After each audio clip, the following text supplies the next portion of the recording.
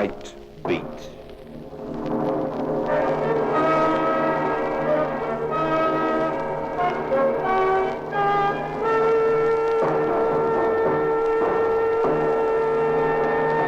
Hi there, this is Randy Stone. I cover the Nightbeat for the Daily. Stories start in many different ways. This one began with an open door and ended with a door that was closed.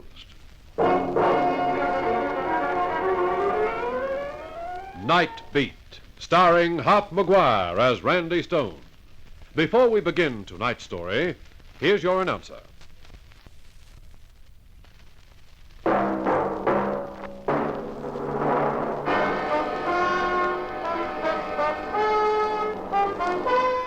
I was late and I didn't feel like work. You get that way sometimes. I think most guys go a bit sour for different reasons. Maybe it's a girl, a hangover, or even a wife. It could be any reason, but there are times when everything seems cockeyed. I had a story of sorts. It was just a matter of pounding it out on the typewriter. I was on my way to the city room to do just that when the receptionist told me there was someone waiting to see me. A lady. It's funny how it always gives you a jolt when you know there's a lady waiting to see you. It could be news, or it could be... Well, that's how my mind was working when I walked into the waiting room. There was only one person in there. A little old lady, all in black. She stood up as I went in. Oh, it's Mr. Stone, isn't it? I'm Randy Stone. I've been waiting quite a long time. Well, I'm sorry. I was detained. I know how busy you must be, but I'm sure you'll help me, Mr. Stone. When people say that, it usually means a bite coming. I had a good look at her. No, she didn't look the type. One of those apple-cheeked old ladies, a sort of magazine cover type for someone's mother. She'd been wearing black gloves. Now one of them was off, and she was twisting and turning it like it was a dish rag she was wringing out. She was nervous, all right, and there were tears in her eyes. I always read your column, Mr. Stone, and I know you're interested in people, little people without influence and powerful friends, people like me. Maybe I am at that. You are. I know you are. That's why I've come to you. Well, suppose you tell me what's on your mind. It's about my son, Pete. He was murdered. Murdered? Oh, but lady, you've come to the wrong place. You want the police. No. The police have finished with the case. They say it was an accident. The coroner said so, too. But they're wrong, and I know it. Mrs. Collins, if the police and the coroner are satisfied, it was an accident. There's nothing more anyone can do. Why should you think he was murdered anyway? Call it a mother's intuition. Oh, Mr. Stone, I know you think I'm foolish and that I'm wasting your time. Look, Mrs. Collins, I'm wasting yours. Even if there was anything in your story, I couldn't help. I'm not a detective. I'm not a crime reporter. Oh, Pete was my only boy. Straight, tall, clean, like his father. He was all I had. Pete in my memories. Now he's gone. Pushed or thrown down an elevator shaft. Down an elevator shaft? It was an automatic elevator. They said the door was out of order. That he opened it and stepped through, thinking the elevator was there. Oh, that's tough. He didn't. Pete was always so careful, so particular. Do you think he'd step through that doorway in broad daylight? The police think so. That's what they want to think. That's what Mr. Schultz wanted them to think. Mr. Schultz? He's a lawyer. Pete worked for him. He hated working there. But it was a job, and he needed it. Why did he hate working there? He told me he was going to leave as soon as he could. He suspected that Mr. Schultz was blackmailing some of his clients. Did you tell that to the police? Yes, but they didn't take it seriously. Mr. Schultz is a pretty important man. A big shot? Yes, I would think so. Do you think Schultz pushed your son down that elevator shaft? I do. He's evil, that man. I know he killed Pete. Maybe I'm crazy. I don't know why I'm asking you these questions. There's nothing I can do for you. You better try the police again. You could write something in your column Such as? insisting that the police reopen the case. Say that it was murder. And have my paper sued for damages? Then I'd be one of the unemployed. Oh. Then you can't do anything. I'm sorry. Oh, Mr. Stone. Oh, please, Mrs. Collins. If I could help, I would. But honestly, it's right out of my line. I understand, Mr. Stone. I'm sorry to have wasted your time. I'll think about it. If I come to see you, maybe it will help you if you can talk about Pete. He never harmed anyone in his life. He was a good boy. Never gambled or drank. Didn't even smoke. Now he's gone. Tell me where you live. 2028 West 75th Street. Well, I'll think it over, and then maybe I'll come to see you. Then you will help. Well, I didn't say that, but I will talk to some of the police that I know. Oh, Mr. Stone, how can I thank you? Don't. I haven't promised anything. Oh, I won't keep you anymore. But I know I'll see you soon, Mr. Stone. That's what she thought. See you soon.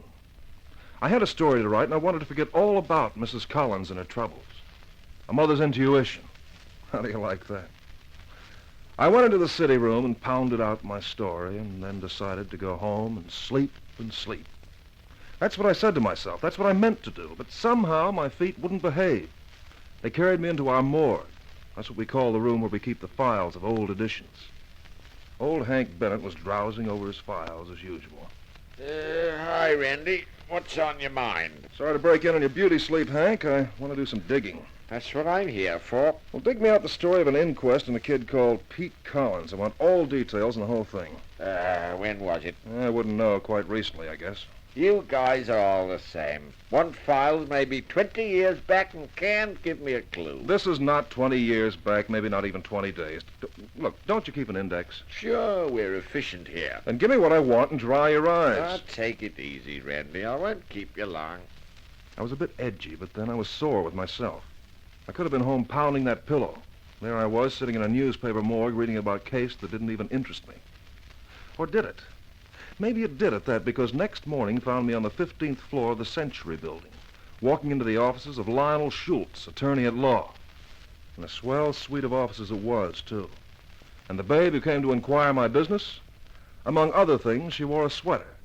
And her face, it had a certain hardness in those blue eyes. But you only noticed that later on. She was civil enough. Yes, sir. I'd like to see Mr. Schultz. Mr. Schultz is pretty busy this morning. Have you an appointment? No, but I think Mr. Schultz will see me all the same. What name is it? Stone, Randy Stone of the Daily. Oh, the newspaper man. You get top marks for a deduction, baby. Right. Could you tell me why you want to see Mr. Schultz? If it's important, he may be able to fit you in. Tell him it's about Pete Collins.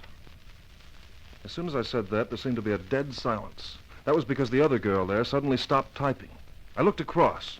She wasn't in the beauty contest class, quite the reverse. Just a plain, dumpy youngster with big, frightened eyes. The sweater girl broke the silence. Get on with your work, Doreen. Suppose you take my message into Mr. Schultz. Yes, Mr. Stone. Please take a seat. I won't keep you a moment. Hi. Doreen, Yes, sir. what scared you when I mentioned Pete Collins' name? He used to work here. He was killed. Keep on pounding that typewriter. Was it an accident, Doreen? I don't know. I can't talk now. She'll be back. There's a coffee shop on the corner, just on the left. You know it? Kaufman's? Yeah. What time do you lunch? 1 o'clock. That's when I'll meet you at Kaufman's. Look out. Mr. Schultz will spare you a few minutes now, Mr. Stone, between appointments. This must be my lucky day. Will you come in? Thanks. She closed the door behind me, and I found myself facing Lionel Schultz. He was a big guy in every way, broad and long, and he smoked big cigars. He smiled with his mouth, but his eyes bored into me. There was no welcome stranger sign about those eyes.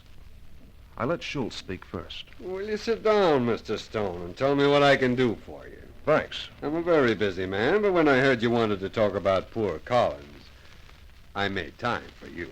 That was good of you, Mr. Schultz. We thought the world of him here. That tragic accident was a great shock to all of us. Sure, I suppose it was. According to your evidence in the coroner's court, you complained to the janitor the day before that the elevator door was out of order. It had been out of order for some days. I had complained several times. It's an automatic elevator. The door is not supposed to open unless the elevator is up at this floor. That is so, and that was the fault in it. The door could be opened at this floor without the elevator being there. So the fault lies with the carelessness of the janitor who didn't have the necessary repairs made. Oh, I wouldn't say that. He informed the elevator company, but they didn't send a mechanic. That was all stated at the inquest. The door's all right now. I tried it myself this morning. I should hope so. What is the purpose of these questions, Mr. Stone? That was the $64 question. What was I aiming at? I wasn't sure myself. Still, I had to answer. Well, as you say, Mr. Schultz, it was a tragic accident. A promising young man like Collins crashing to his death. I'm interested in the human side of it. A story about the boy himself, his hopes, aspirations, what sort of work he did. I thought you could help me. Oh, why, sure. Only too pleased to tell you all I can, Mr. Stone. He was a fine lad, Pete, a fine lad. I treated him more as a friend than an employee. You were buddies? Sure, buddies. That's what we were. Pete used to come to me for advice. On the very day that he died, he was sitting in that chair, Mr. Stone, smoking one of my cigars. He was telling me some personal problem, and I gave him a cigar just to put him at his ease. Oh, by the way, I have a cigar, Mr. Stone, of my own brand. I have them imported from the Argentine. Thanks, I will. I'd like your opinion of them. Well, now, where was I? Oh, yes, about your Pete. The youngster was like a son to me. And so it went on. The more the guy drooled, the more certain I felt there was something screwy about the whole setup. I got away eventually. I didn't go back through the general office. Mr. Schultz had a private exit into the passage right opposite the elevator. He came out to see me off, showed me the fatal door, and by the time we parted, we were buddies, too. At 1 o'clock, I grabbed myself a table at Kaufman's coffee shop. A few minutes later, Doreen came in. The kid seemed scared. She looked around the shop, saw me, and came straight over. Oh, Mr. Stone. Oh, take it easy, kid. Now, what'll it be? Coffee? A hamburger? No, I don't want anything. I want to tell you about Pete Collins. Sure, you can tell me about that, too.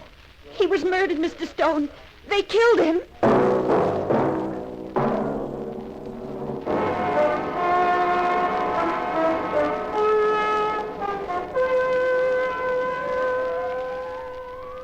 You are listening to Nightbeat.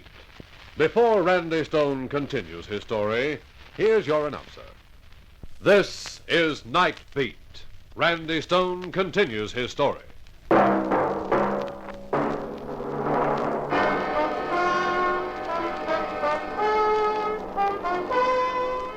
That kid's words were blazing with intensity. I could see she'd been bottling up emotion for a long time, and I could also see that I'd blundered into something that was strictly off my usual beat. I was reaching the stage where I didn't care. I realized that a mother's intuition was paying off. Still, I didn't want to let all Kaufman's customers into the secret. Doreen was really letting herself go. I know they did, Mr. Stone. And they'll kill me, too, if they get the chance. Poor Pete. He wasn't scared of them. Why didn't you talk to the police about this? I didn't dare. Ruth, Miss Marshall, that's Mr. Schultz's secretary. The sweater girl? Yes, I once took some money out of the petty cash, $20. They found out. Ruth Marshall said if I told the police anything about Pete Collins, they'd send me to jail for being a thief. So you let them get away with murder? Yes, but I didn't really know much. Now tell me about it, and then maybe we'll go to the police. On the day it happened, Pete had a big row with Mr. Schultz over a letter.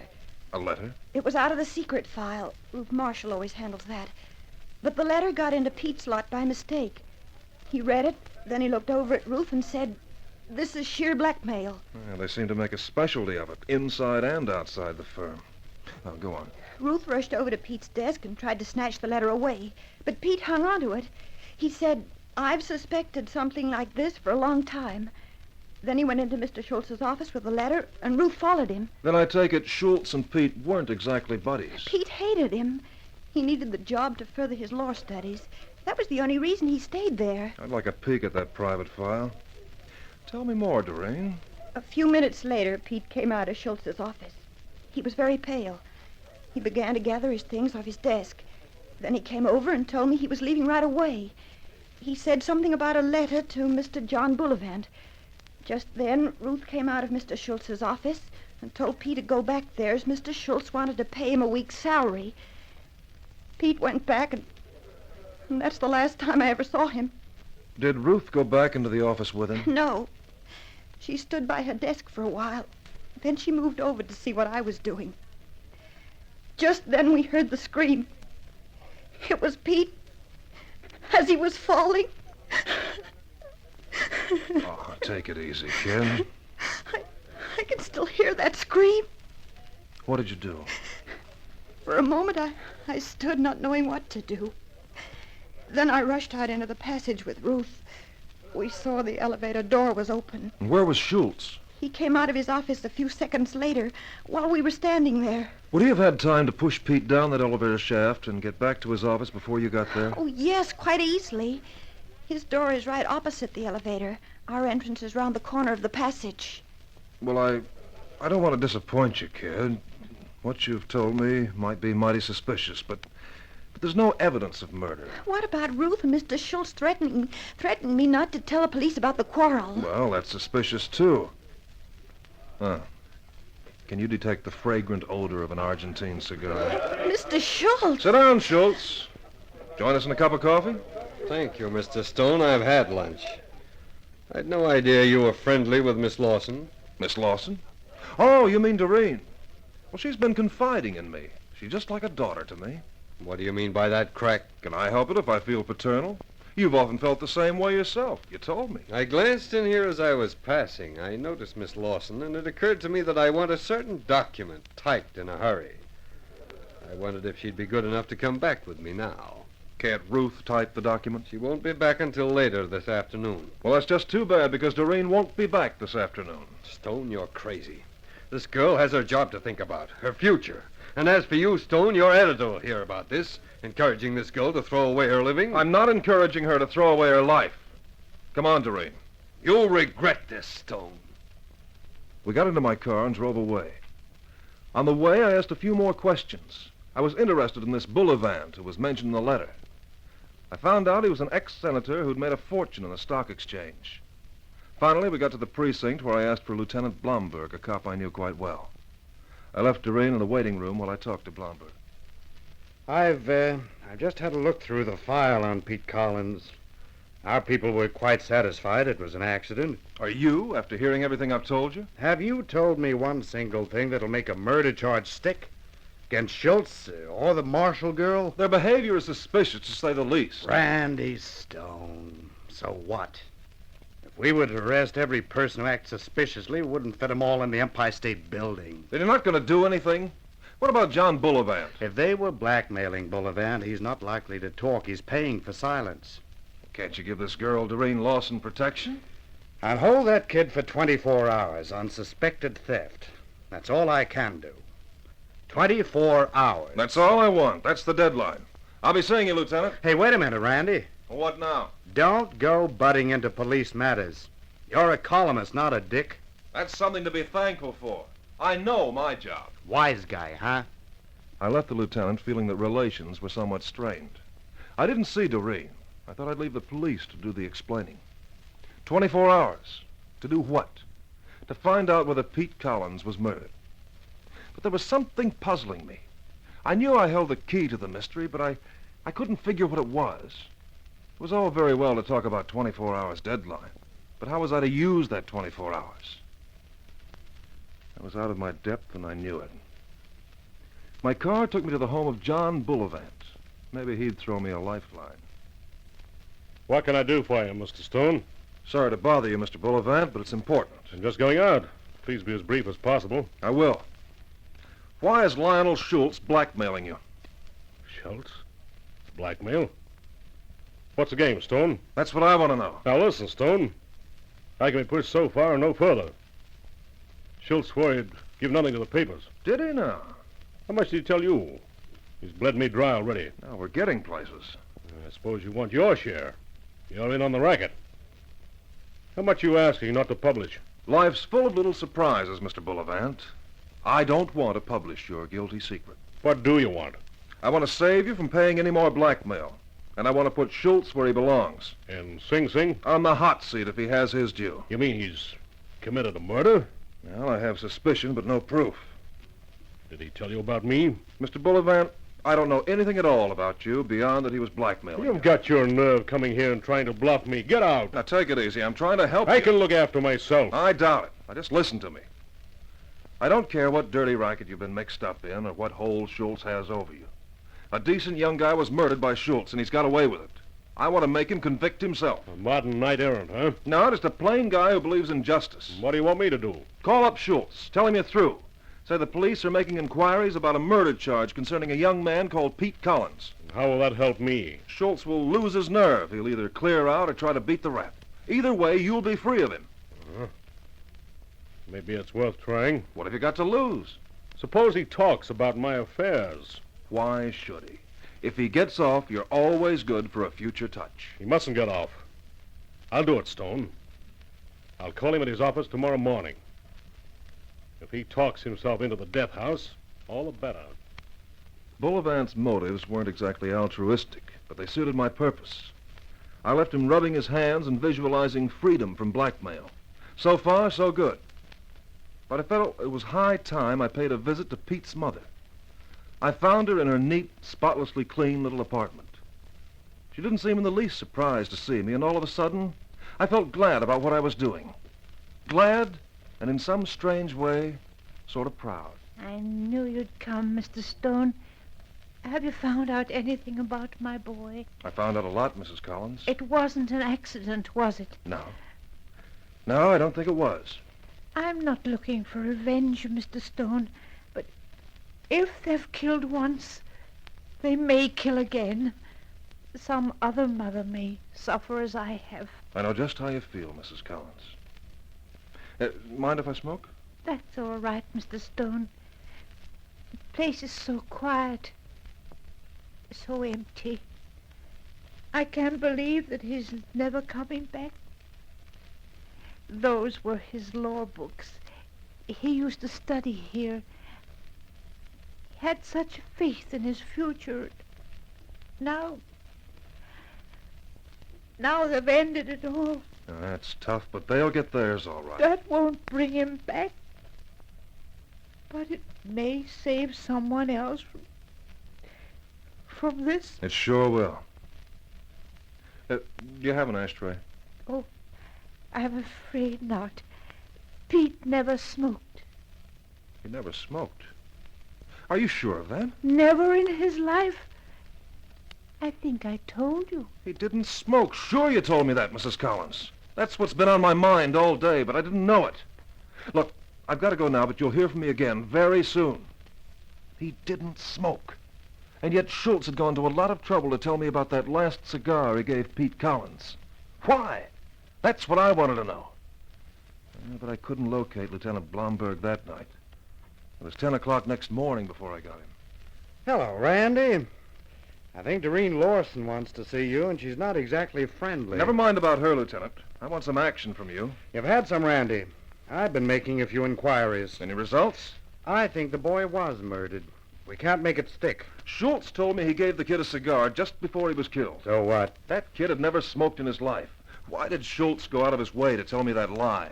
So, Pete Collins was a non-smoker. Maybe that's the answer. Oh, quit playing Sherlock Holmes. What are you driving at? There was a burn on the boy's hand and a cigar crushed underneath him. One of Schultz's special cigars? Could be. I'll have it checked. Schultz told our people the cigar story, too. I get it. There was a struggle when he pushed the kid through the elevator door. The kid grabbed the cigar that Schultz was smoking. Yeah. And Schultz told us the smoking story to cover the burn on the cigar. Well, what are you waiting for? Make the arrest. It's supposition, Randy. How will that evidence stand up against the clever defense counsel? Hold your horses, Blomberg. I've taken certain action. I think Schultz will convict himself. He'll try to clear out. You better put a tail on him. I'll do that, Randy. Maybe we'll make this stick after all. I'll be at the office. Phone me if anything happens. Okay. It was a long wait, but I never moved from that phone.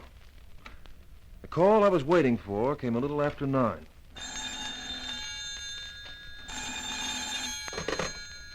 Hello? Randy? That you, Lieutenant? Yeah. I've got news for you. Spill it. Schultz beat us to it. Took off from LaGuardia this morning with the marshal dame.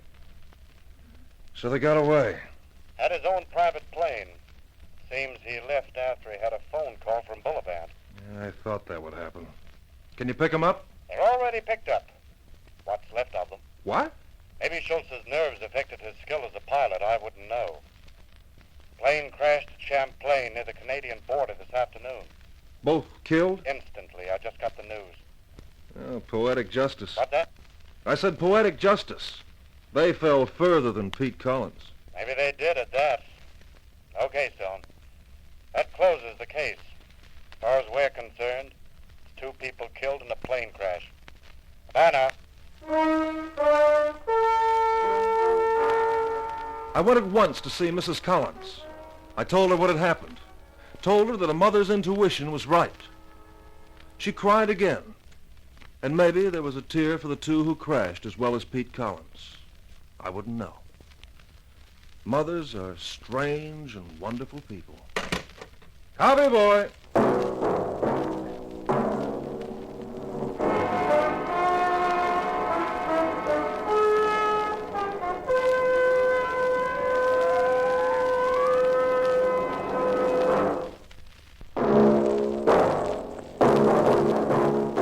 Nightbeat. Nightbeat, a dramatic series, stars Hart McGuire as Randy Stone. The part of Schultz was played by Nigel Lovell. Others in the cast were Babe Scott, Georgie Sterling, Wendy Playfair, Rupert Chance, Donald Crosby, and John Tate. Listen next week, same time, same station, when again you will hear Randy Stone in another action-packed story of Nightbeat.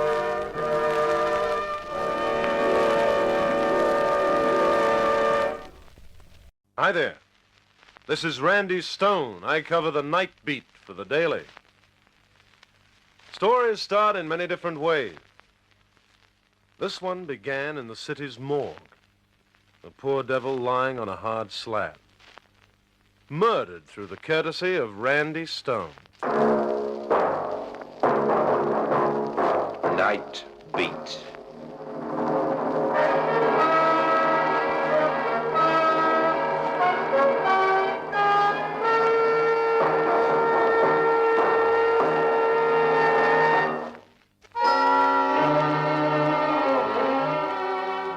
Corpse in a dark alley was the business at hand.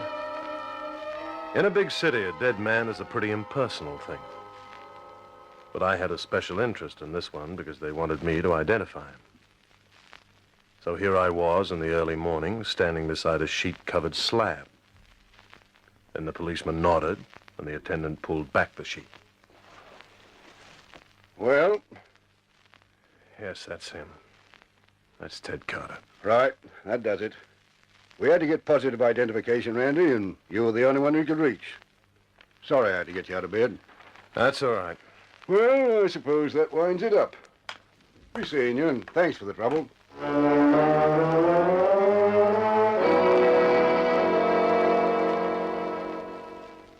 I walked away from that policeman as if he had the smallpox and I'd never been vaccinated. When I hit the street, it was raining. The sky was gray. There was a cold chill in the air. I waited for a cab, thinking for the first time how I hated this city, hated it. Because somewhere in that rain was Ted's killer. What was he doing now? Sleeping? Having his morning coffee? Waiting for the first editions to come out to see how well he'd done? You'd have to look hard to find anything about Ted. Page 6. Ex-hoodlum found shot, period. When you're an ex-anything, that's a nice way of saying you're dead, brother. Lie down. Then a cab showed up. I went over to see Ted's girl, Joan. As soon as she opened the door, I knew she'd found out. Her face looked pinched and pale. Her eyes were red, just as if she'd squeezed out the last tear. Oh, Randy, why did it have to happen like that? I'm sorry, Joan. You didn't go down to see? No, I couldn't. Sure, I understand. Who do you think did it? I don't know. He told me he was finished with the rackets. What was he doing, Joan? Who had he been mixed up with? He didn't tell me anything. I didn't ask him. I believed him when he told me he was going straight. I'm going to find out who killed him, Joan. You and Ted lived in different worlds. Who was the last chap he worked for, Joan? Who got sore when Ted decided to go straight? I don't know. I don't know. Joan didn't know. I went around to the old haunts, his former friends. They didn't know. The cops didn't know. Ted had kicked around in this city among all these people for 28 years. And now, suddenly, it was as if he'd never lived at all. Then I remembered his ex-wife. A little item with baby blue eyes and red hair. Laverne Claire. Even after he met Joan, he'd kept sneaking back to Laverne, like a drunk trying to decide whether to spend his last pennies phoning Alcoholics Anonymous or buying a glass of Plonk. I went looking for Laverne. She had the number 4 spot in one of those 5 times a day shows on the untidy side of town. When I got there, I had to wait till the fleshy part of the entertainment was over. Then I went to her dressing room. Ted spent a lot of time telling me how crazy he was about you, Laverne. Yeah. He was a good scout. He liked to tell me about the way you looked when you danced. Did he? Where's my drink? Here. Who do you think killed him, Laverne? Look, Mr. Stone, you're a nice bloke. You don't want to get mixed up with Bailey. I want a drink. Bailey? I didn't say Bailey. So it's Bailey, huh? Bailey? He's had his claws around this town's throat for quite a while. So Ted knew something and he had... No, I didn't say that. I didn't say anything. Get out of here right away, you understand? Yeah, I'm beginning to understand.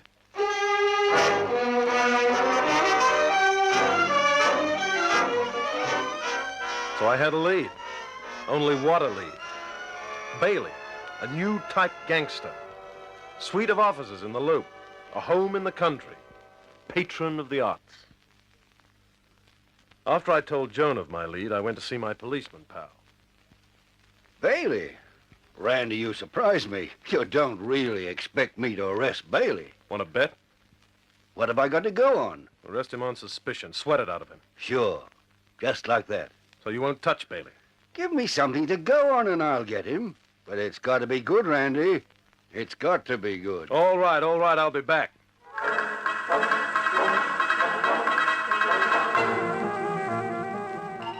I couldn't stop. I was like a snowball. Somebody started rolling down a hill. Ted was dead because he believed in me. I couldn't forget that any more than I could forget my name. Then I remembered my job. The paper? Sure, why not?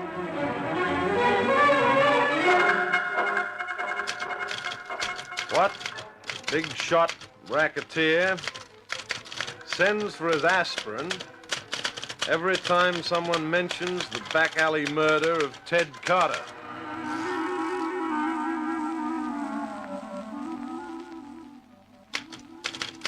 When is the law going to wake up and change the address of Mr. B from a luxurious penthouse to a cold, condemned cell?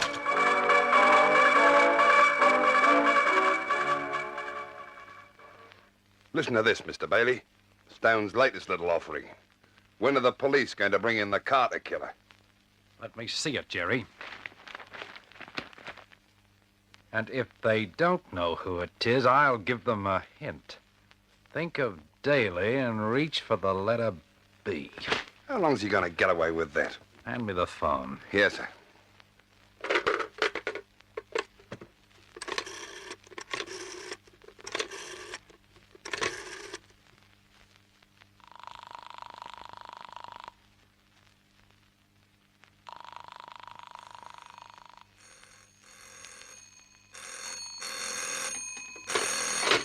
Hello. I want Randy Stone. You got him. I'll say it only once, Mr. Stone. Huh? I don't like this kind of publicity. Oh, you must be Bailey. I'm asking you to stop. Real polite like, huh? That's right. Polite. So what's the good word, Mr. Stone? The good word? I got a whole sack full. If you get a copy of the Daily first thing tomorrow, you'll see him right under my byline. Now listen, Stone. Something like this. When are the local gendarmes going to knock on Mr. Bailey's door with a warrant for his... Okay. So he doesn't want a preview. So let him pay fourpence. Well, that was more like it. I started feeling like one of those uranium prospectors when the Geiger counter starts to click. So Bailey was beginning to squirm, huh? Well, well. On him, it looked just fine. I worked late on my copy that night, giving Bailey enough needles to sew a circus tent. I was feeling pretty good when I headed for home. I unlocked my door and stepped inside. I didn't have to shut the door. It was shut for me. I've been waiting for you, Mr. Stone. My name's Jerry. Well, Jerry, as long as you're here, make yourself at home. You're a humorist, aren't you? Like your friend, Ted Carter. What do you know about Ted Carter? He was a regular card. Okay, what do you want? Mr. Bailey sent me over to take a look at you. Your boss? Mr. Bailey. And you, your little boy Blue, huh? Yeah, a wisecracker, all right. Tell that boss of yours I'll be dropping around to see him for an interview. He doesn't want it that way. He sent me to see you instead. Yeah? Mr. Bailey wants me to teach you a lesson with this blackjack. Here. Mr. Bailey hasn't got a sense of humor. Wisecracker.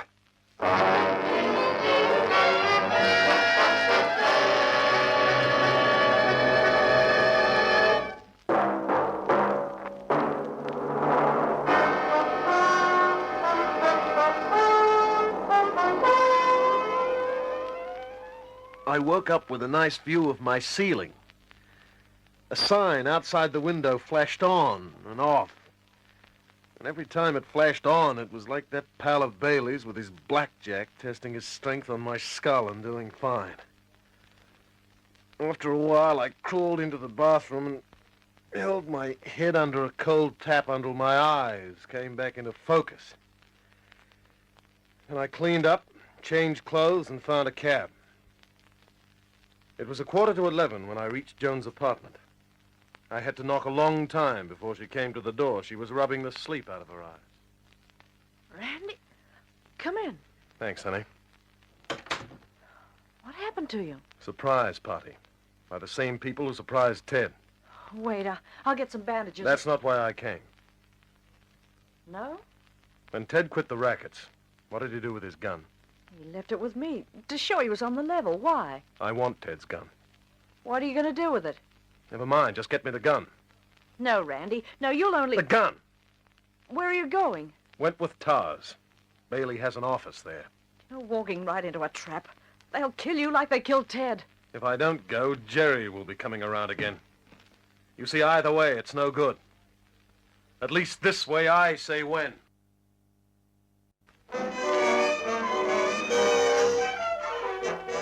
When I got to Wentworth Towers, it was almost midnight. The streets were deserted. The only sounds were distant traffic. The front door was locked. The only light in the lobby came from the night lift. An old man sat inside the lift, dozing. Hey there! Nobody in the building now. All the offices are closed. Not all of them, Pop. I have an appointment with Mr. Bailey. You have? Okay, I'll take you up. 11th floor, come on.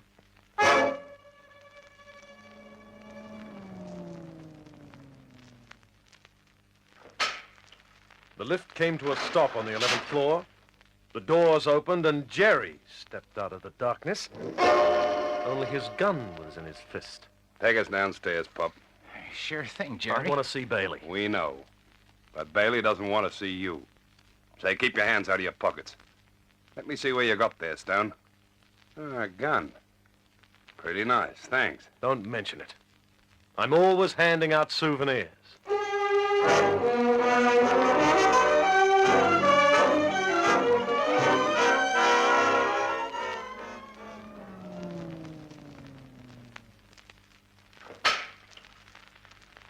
You go out first, Pop, and open the street door. All right, Jerry. I'll get it open for you.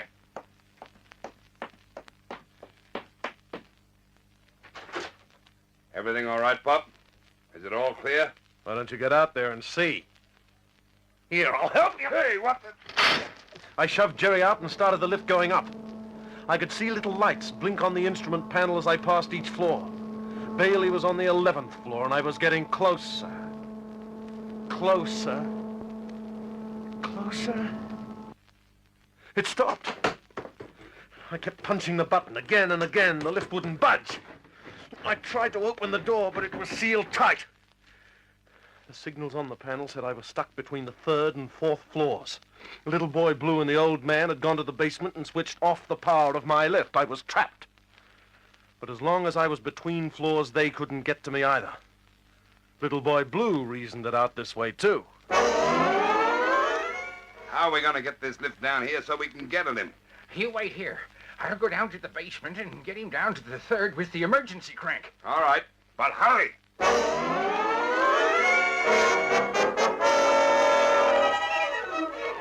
It was turning into a big evening. In a couple of minutes, I could feel my lift inching down toward the 3rd floor. I looked around for some kind of a way out. Then I saw the little emergency door on the roof of the lift. I climbed up on the old man's stool and pushed the door upward. And then I started pulling myself out of the cage. Now I was standing on top of the lift, hanging onto the greasy cable that ran down from the roof. I heard a shattering of glass, which meant that Jerry was using his gun butt to break through the little glass window in my lift door so he could reach in and spring it open. Nice work. Now if I could work out a way to stay alive for the next 5 minutes, Mr. Einstein could move over. Where is he? How could he get out of here? When he couldn't, Hey, Jerry. Jerry, look up there. The trap door's open. He's on top of the lift. Yeah? Now that ain't playing fair. How many floors in this building, Pop? 12? Why? I've always wanted to run a lift. Let's see how fast we can get to the roof. Oh, Jerry. Shut up. Hold on to your hat, Stone. We were rising a mile a minute, and all I could do was sprawl down and watch the roof of the building coming at me. Faster. Faster, the top pulley swinging round and round, louder, louder. The roof rushing to meet me as though we were lovers from way back. Faster. Faster, almost to the top. Almost. Ah!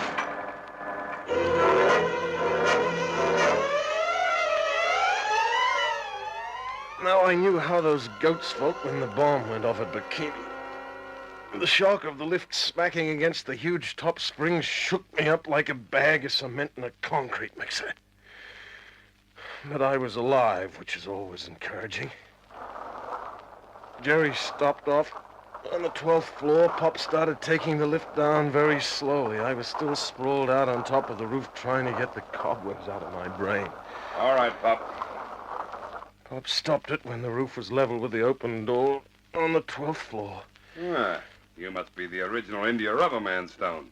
You'd make a fortune in the circus. Nothing at all. I owe it all to my heavy underwear. Come on, climb out here. How can I refuse such a nice invitation, especially when you're holding a gun? Come on back up, Pop. Lift! Will you wait just a minute, please? Who's that? It's one of the cleaning women. You better put that gun away. Well, is this sure a break? I thought you'd be taking a snooze. All right. Come on. Get in. Yes. Let's all get in. It's hard to get a lift this time of night. We rode down, the four of us. No one said anything. The cleaning woman was half dead on her feet, her head bobbing, half asleep. That lovely, innocent, tired old gal was saving my life. So long as she was with us. I'll get out on the 3rd floor, Pop. I'm going to the dressing room. All right, 3 it is. Here, number 3. Thank you. Good night, Pop. Cheers, Pop. I get off here, too. Stone! Come back here, Stone! I raced down the dark hall past the cleaning woman who stared at me with mouth wide open.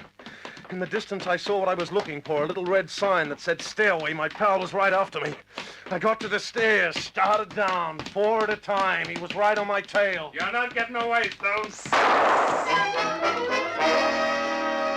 I had to get out of here fast. The party was getting rough. I reached the main floor, but instead of going through the lobby and into the street, I ducked behind the tobacco counter. Jerry raced by. He went through the front door, looking for me on the street outside. I looked at the indicator over the night lift door. The old guy was still parked on the 3rd floor. I went to the stairs again and down into the basement. I needed a lift in the worst way. There were several parked for the night. I took one and started up. The 11th floor. The building tapered off up here. Around the small square hallway were 6 office doors. Bailey was behind one of those doors. I tried the first door, nothing. The second door was locked too. Then a telephone started ringing inside one of the offices. I hurried over to it, locked. The transom was half open, but no light showed through. Then as I was about to turn away, I heard...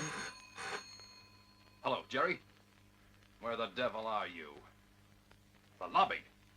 You crazy fool, he's up here. Yes, he's in the hall just outside this door. Now get up here right away and don't take any chances. As soon as your lift door opens, kill him. All right, move. The indicator above the night lift door was blinking fast. It was on its way up and Jerry was in it. The instant the door opened, he'd kill me. Right then, I started thinking of Joan. You'll end up like Ted, with 5 bullet holes in your back. Yes, it was beginning to look that way. The lift had passed the 7th floor, 8th, 9th. The little lights were dancing like a string of shooting stars. Jerry was coming up fast. I was beginning to feel those bullets staring into my back. You'll end up like Ted, with 5 bullet holes in your back. With 5 bullet holes in my back. His back.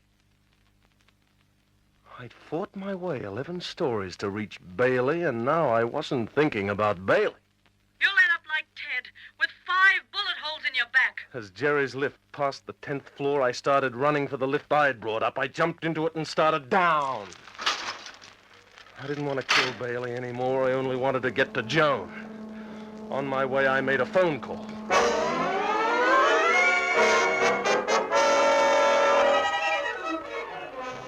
Joan was waiting for me when I got to her apartment. She wanted the whole story, everything that happened. When I finished, I watched her relax a little. Then you didn't kill Bailey. No, Joan, I didn't kill Bailey. Police siren. Sounds as if it's stopping in front of the house. Yes, they came here sooner than I expected. Sooner than you... You've been lying to me. You did kill Bailey. They've come to arrest you. You lied. I haven't lied, Joan. And they haven't come to arrest me. Huh? They've come to arrest you. Me? For the murder of Ted Carter. What are you talking about? I didn't... Oh, yes, you did. You said the wrong thing tonight when I went out to get Bailey. What do you mean? You said I'd end up like Ted with 5 bullet holes in my back. How did you know about that? It wasn't in any of the newspaper stories, and you never went to the morgue. There was no way on earth you could have known unless you killed him. Be right with you. That's the police, Joan. Any more questions? Yes. And I know what it's like to be in love. I was willing to do anything for him. Scrub his floor, wash his clothes, give him a good home, anything. But always he kept going back to Laverne. The way I loved him, do you think I could let any other woman... Okay, boys, I'll let you in. I just want you to know one thing, Joan. No matter what you thought, Ted really loved you. You see, Laverne represented his old world. But with you, he was going to have his new life. You remember that, will you? Okay, boy, she's all yours.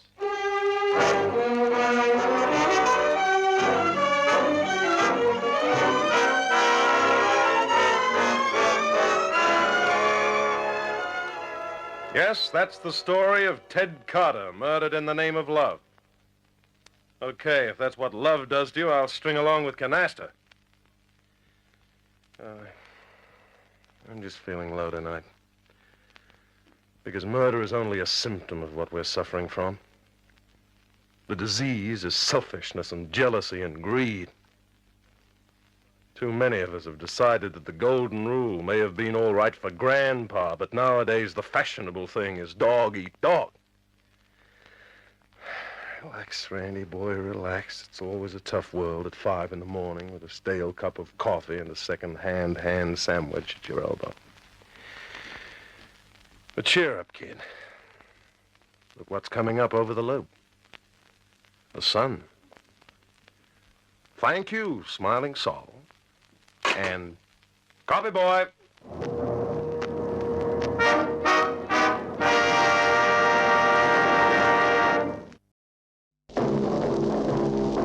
Nightbeat.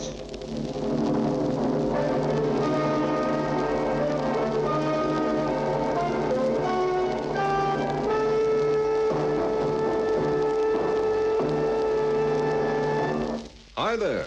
This is Randy Stone. I cover the Nightbeat for the Daily. Stories start in many different ways. This one began on the main highway and ended at the foot of a cliff. Nightbeat, starring Hop McGuire as Randy Stone.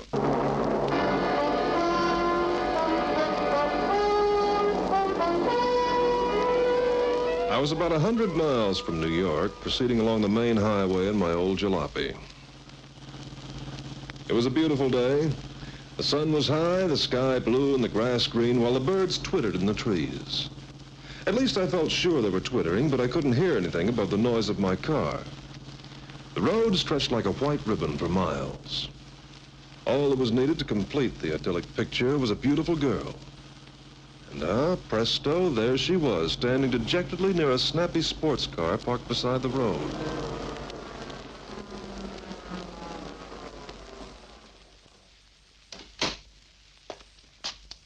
Hi. Hi. Having trouble? Yes, I can't get my car started. Well, let me have a look at it. Thank you.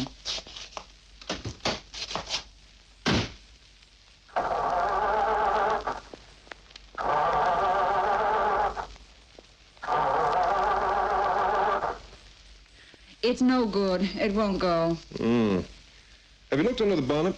No, I wouldn't know what to look for. Well, I'll have a... Well? Cars go better with gas. You mean? Yeah, you're out of gas. Oh, to think that I've been sitting here for an hour. Oh, but surely somebody stopped to help you. It's a main highway. A couple of wolves stopped, but I gave them short shift. What about me? Somehow you don't look like a wolf. Thanks. Maybe I've got water in my veins instead of blood. What do you mean? Well, you can hardly blame the wolves. You've got no right to be so, so attractive. Say, it must be spring. Yeah, it is. Hadn't somebody told you? I've got a spare can of gas I can let you have. Thanks.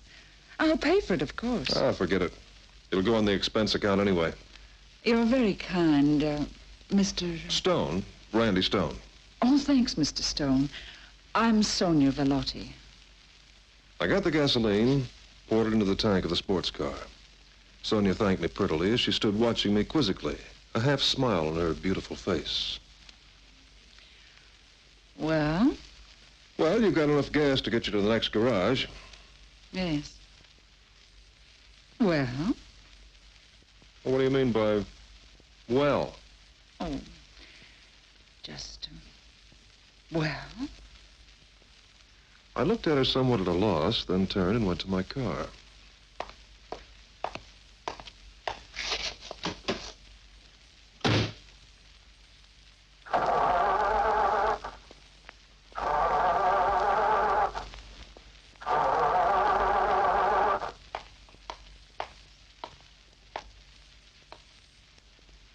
Not bad. What do you mean? Your line is not bad. I don't get it. I was wondering how you would make a play for me. I can assure you I am not making a play for you, Miss Bellotti. Well, there's no need to be so uppity about it. Surely I'm not that hard to look at. Very much the reverse, but I am not making a play for you. Then why not start your car? Well, it won't start. I'm sure it will if you really try. Oh,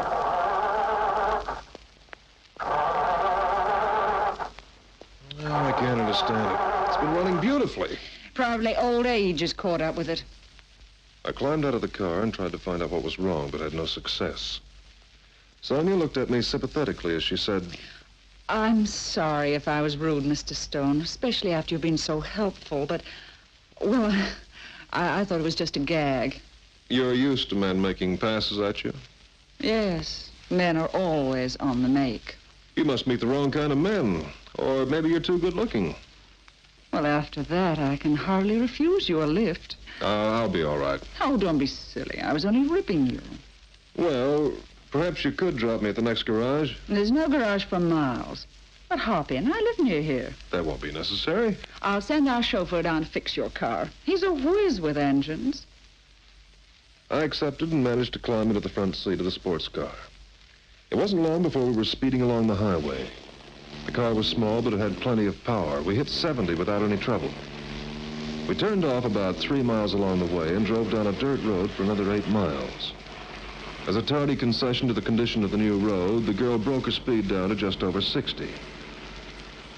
Then, hardly slackening her speed, she turned into an iron gateway and drew up with screeching tires before a large house. This is it. You, believe in speed? Why not? Well, that road wasn't the best. Surely you weren't afraid, Mr. Stone. Frankly, yes. Live dangerously. That's my motto. You live up to it, too. Why not? Life is short. I followed Sonia Vellotti into the house. It was expensively furnished and was obviously the home of a man of considerable wealth. As we entered, a middle-aged man came out of a side room into the hallway. Hi, Father. Why, Sonia, where have you been? I was worried. I ran out of gas. This is Mr. Stone, Father. Hi, Mr. Vellotti. How do you do? Mr. Stone helped me. I'm indebted to Mr. Stone. I would hate anything to happen to Sonia. Yeah, sure. She's so unpredictable that I'm afraid I worry quite a deal. I understand. Mr. Stone is staying for lunch, Father. Oh, of course, yes. You down here on business, Mr. Stone? No, I'm going back to New York. I thought you might be after a story. A story? Oh, then you know who I am. Of course. Randy Stone, the newspaper columnist. I didn't realize I was so well known. I make it my business to know people. I see. You seem vaguely familiar to me, Mr. Bellotti. Indeed. Yeah, there's something familiar about you, but I can't place it. No doubt it'll come back to me later. No doubt. Mr. Stone's car is broken down. I told him we'd send you it to have a look at it. Of course. I enjoyed a nice lunch, but began to get uneasy when the chauffeur hadn't returned by 4 o'clock in the afternoon. It appears to be having trouble with your car, Mr. Stone. Yeah, I can't understand it. Yes, it is getting late. You must stay the night. Oh, I don't want to impose on you. Nonsense. We'll be glad to have you. I should be back in New York by now. I've got a column to bring out tonight. Now, you can phone it through from here. I have to find one first. Perhaps you'll find one here, Mr. Stone. Well, that's hardly likely in a place like this. Well, you never can tell, Mr. Vellotti. Stories turn up in the most unexpected places. Oh, I can hear Hewitt coming up the drive now. Well, I hope he's fixed the car. If the car can be fixed, Hewitt is the man to do it. A few minutes later, a young man, smartly dressed in a chauffeur's uniform, entered the room. He was good-looking with a hairline mustache and black wavy hair. Well, Hewitt? I'm sorry, sir. The car won't be ready until tomorrow. There's nothing further I can do tonight. What's wrong with it? Oh, what does it matter? Don't let Hewitt weary us with technical details. Well, sure, but Sonia does not understand cars, Mr. Stone. Well, so what? The car won't go, but Hewitt will fix it tomorrow. That's all there is to it. Isn't that logical? It's also feminine, my dear. And therefore sensible. I'll arrange a room for Mr. Stone. There was little I could do but agree to stay the night. After supper, Sonia made her excuses, and Bellotti and I retired to the library. My host busied himself pouring port wine, and soon we were both seated in easy chairs, sipping our drinks. You have had quite an extensive career in the newspaper business, Mr. Stone. Not bad. I remember you during the Francino case. You mean Luigi Francino, the gangster? Yes, you were the key witness at his trial. Well, hardly the key witness. Well, possibly not, but the campaign you had carried on in your column for some months previously was directly responsible for him coming to trial. I'm glad to hear that. Scum like Francino deserve no sympathy. You consider he was scum? Why not? He battened on other people all his life. Surely he must have had his good points. You name him. Well, he was no coward. No coward? He was yellow. He was afraid to move around except in an armored car and with armed bodyguards. Maybe he was just cautious. It would be under common sense. Yeah, I suppose so, but he got his hoods to do all his dirty work. Well, that's natural enough. After all, he was the brains behind the outfit. Yeah, but he was a rat without a single redeeming feature. I understand he was an educated man. That's what makes it so inexcusable. He didn't have the excuse of environment like some of his hoodlums. And another thing. Yes? In my books, anybody who deals in dope is a rat and deserves no sympathy. Well, you appear to feel strongly on the subject, Mr. Stern. I do, where dope's concerned. What happened to Francino? He was deported. They couldn't prove anything, otherwise he'd have gone to the chair. He was too clever? Well, lucky would be a better word. If he has any sense, he'll never try to come back to the States. Oh, you think the police will get him? If the cops don't, his mob will. Yes, I understand from the papers that he's still controlling his former activities from Italy. As long as he stays there, he's safe. And if he comes back? They never come back, Mr. Velati. His mob may be paying him lip service while he's abroad, but Malone will never hand over to him. Malone? Yeah, he used to be Francino's chief lieutenant. Oh, and now he's the big shot, I believe that's the term. Yeah, and he's a plenty tough baby. Oh, thank you, Mr. Stern. This discussion has been most stimulating. You seem interested in Francino. Well, frankly, I am. I met him recently in Italy, and he hardly struck me as the typical American gangster. Well, he's a smooth rogue. No doubt. Velati changed the subject. He was a charming host, obviously well-bred, and gave the impression of being a cultured man of the world. The evening passed very pleasantly, and it was nearly midnight when I finally bade him good night. The night was warm and humid. I felt like a smoke before turning in, so I decided on a stroll under the stars. I'd finished the cigarette and was about to go inside when I heard voices and saw two shadowy figures ahead of me. I turned away, but stopped when I heard my own name mentioned. Why did he want Stone to stay the night? He didn't say. I don't like it. Oh, stop worrying, darling. Luigi knows what he's doing. I hope so.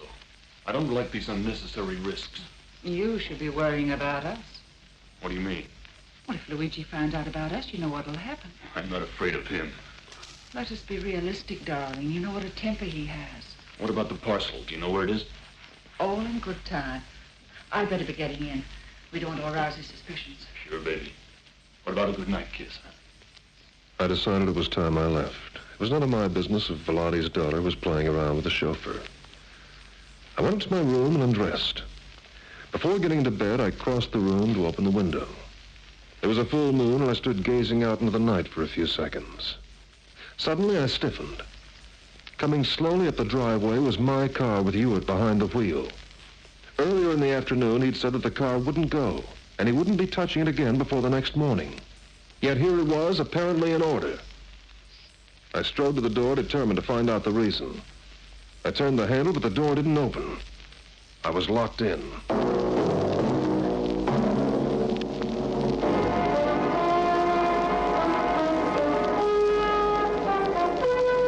You're listening to Nightbeat. Before Randy Stone continues his story, here's your announcer. Randy Stone continues his story.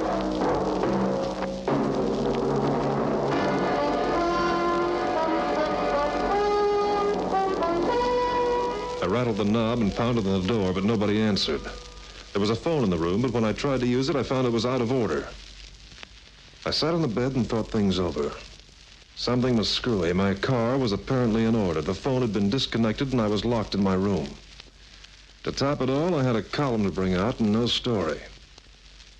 Despite all this, I went to bed and slept soundly.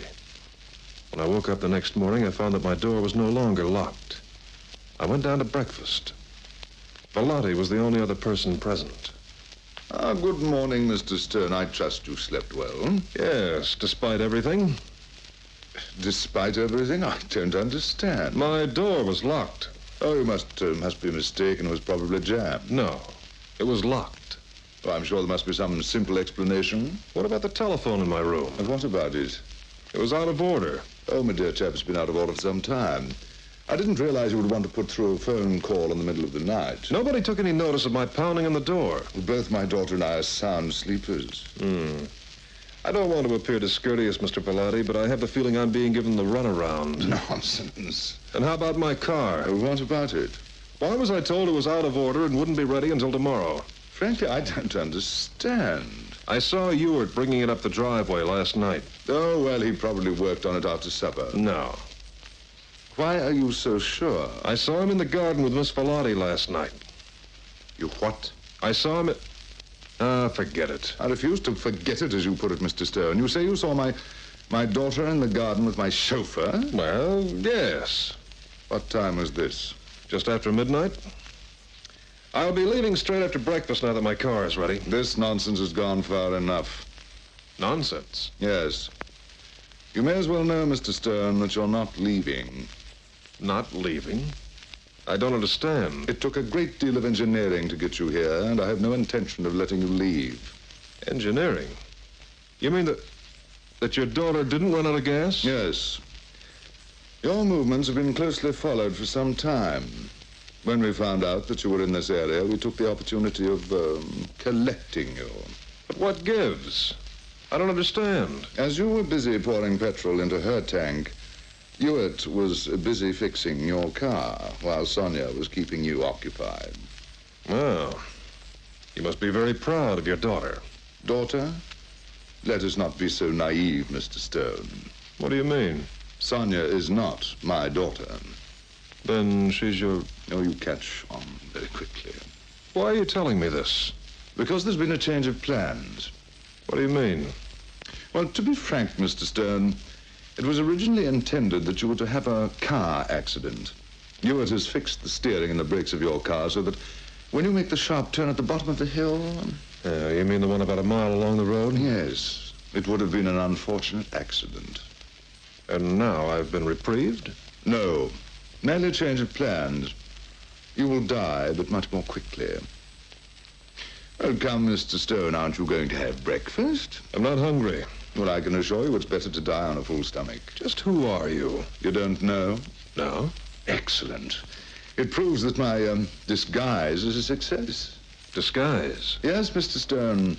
Plastic surgery is a fine art these days. You were to be the final test. If I could deceive you, I could deceive anyone. That was one of the reasons why you were not disposed of out of hand last night. Now I've got it. Your friend Sino. That was why you talked about him so much last night. You saw through my disguise? No, though you did look vaguely familiar. Then what? I heard Sonia refer to you as Luigi last night. Where was this? In the garden. Oh, the bungling idiot. Why must I always be plagued by fools? Then your insistence on discussing Francino and the way you defended him. It all added up. Please go on. But what really gave you away was the habit you have of playing with the lobe of your left ear while talking. You did it continuously while in the witness box. I see. Well, I shall have to break myself of that habit. Your gratuitous insults last night will be repaid in full. If I remember rightly, you called me scum and a rat. The truth always hurts, Francino. But why have you changed your plans about me? Well, firstly, because I intend to repay those insults of last night. Secondly? I have received a message that Malone is coming to see me this morning, and I don't want anyone to find your body at the foot of the cliff until after he's gone. Why is he coming? We have a business deal. In connection with dope, no doubt. Possibly. You're taking over the mob again? Well, I haven't decided yet. Maybe Malone will decide for you. You're mistaken. Malone is loyal. There's no loyalty in the rackets. We shall see. Ah, here's Sonia. Good morning, Father. Mr. Stone is aware that I'm not your father, Sonia. Oh, he is. He can't be as dumb as he looks. He also knows who I am. Oh, he's smart. Too smart for his own good. Where's Ewart? He's just brought Stone's car around to the front. Stone won't be needing his car now. I gathered he wouldn't. What gives, Francina? Doesn't she know about the car? No, she thinks I just brought you here to test out my disguise. She doesn't know that I swore to get you, that you were mainly responsible for my deportation. I'm glad. Hardly a fitting obituary, Mr. Stone. I think I called you a rat. That's right. Well, I apologize to the rats. You'll keep. Take this gun, Sonia, and if he moves, let him have it. Where are you going? To see Hewitt. I've got something to ask him. I'll go get him, Luigi. No, you wait here. Don't think she'll be afraid to use the gun, Stone. You won't be the first. And he may not be the last. What do you mean? She means if you touch Hewitt, you'll be the next, Francina. Shut up, you. My, Miss Bellotti, your claws are showing. Watch him, Sonia. He's tricky. Leave him to me. Francina left the room and Sonia and I stood facing each other for several minutes. She seemed nervous and kept glancing anxiously towards the door. After about 10 minutes, she began pacing the room, but the gun never wavered. And then suddenly... What was that? I'd say that either your protector or your boyfriend is no longer with us. Shut up. Oh, you're jumpy. If it's Hewitt, you may be next. Francina doesn't like being double-crossed. Shut up, I tell you. Well, here he comes. Who is it? Hewitt or Francino? Well. Why so anxious? What was that shot? Hewitt. I found him searching my room.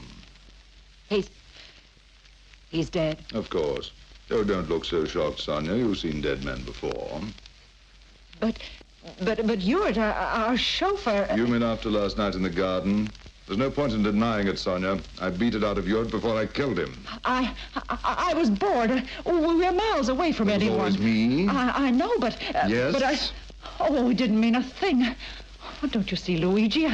I love you. You love no one but yourself. There's a car coming up the drive. That'll be Malone. I'll deal with you later, Sonia. What about Stone? He can wait. I don't want any shooting just now. Malone has an itchy trigger finger, and I don't want to make him jumpy. He seems to be alone. Good. I told him to come alone, but I didn't think he'd be fool enough to obey. What does it mean? It means, Stone, that I'm still the boss, the big shot. They still obey my orders. We watched through the wide-open windows as a big man climbed out of the car and made his way slowly up the front steps. Francino left the room and returned shortly afterwards with the visitor. I wouldn't have believed it, boss. Nobody'd ever know you. Oh, they can do miracles with plastic surgery these days, Tim. Yeah, sure. You're coming back to New York? Yes, I think I will. I missed it all in Italy. Yeah. Say, who are these people? This is Sonia. You've heard of her? Yeah, who's the guy? His name's Randy Stone. The newspaper guy? Yes, I have a score to settle with him. You won't trouble us after today. Well, it suits me. I never could stand reporters. They're too nosy. You have the money? Yeah, 200 grand. And the dope? It's in a suitcase in my room. I'll get it. Don't bother. I'll get it. What do you mean? What are you doing with that gun? It means, Francina, that you're all washed up. Yes, but... If you think I'm going to hand over to you after earning this thing for over 7 years, you're crazy. I told you they never come back, Francino. Well, if that's how it has to be, there's nothing much I can do. I must say you always have had guts, Luigi. Surely you didn't expect me to crawl. No, I know you too well for that. Drop that rod, Malone. What? This is a gat in your back. Yeah, you win. Good girl, Sonia. Now it's my turn, Malone. Yeah, sure. It's your turn now, Luigi.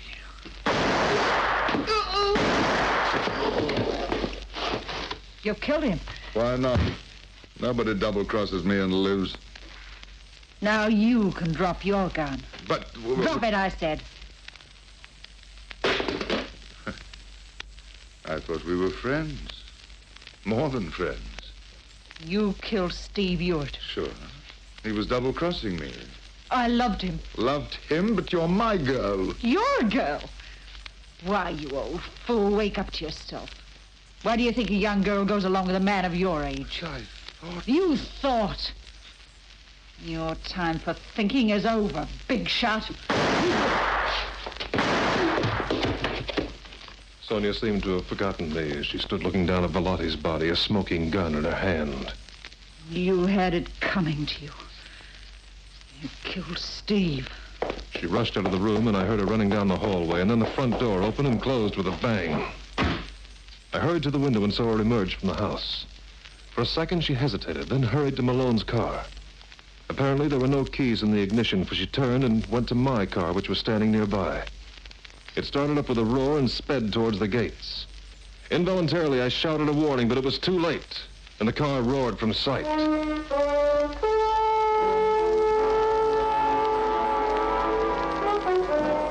Malone and Francino looked small and insignificant lying on the floor. They looked what they were. No longer big shots, but gangsters cut down to size. I called the police. They found my car lying at the foot of the cliff with Sonia still behind the wheel. She was dead. Apparently, Ewart had done a good job with the steering and the brakes. Those that live by violence die by violence. Copy, boy.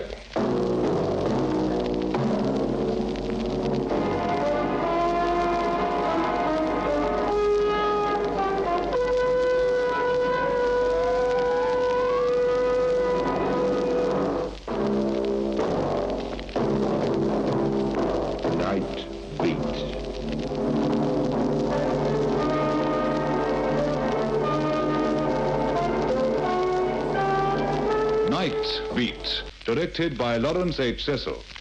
The script was written by E.J. Hook. The part of Sonia Velotti was played by Lynn Murphy. Others in the cast were Guy Dolman, Stuart Finch, and Roger Clemson. Listen next week, same time, same station, when again you will hear Randy Stone in another action-packed story of Nightbeat.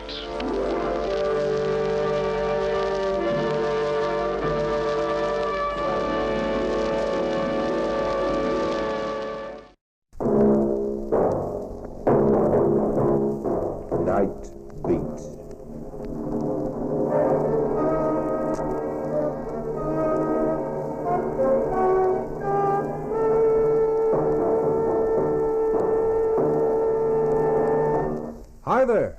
This is Randy Stone. I cover the Nightbeat for the Daily. Stories start in many different ways. This one began with a glass of milk and ended with a pool of blood. Nightbeat, starring Hop McGuire as Randy Stone.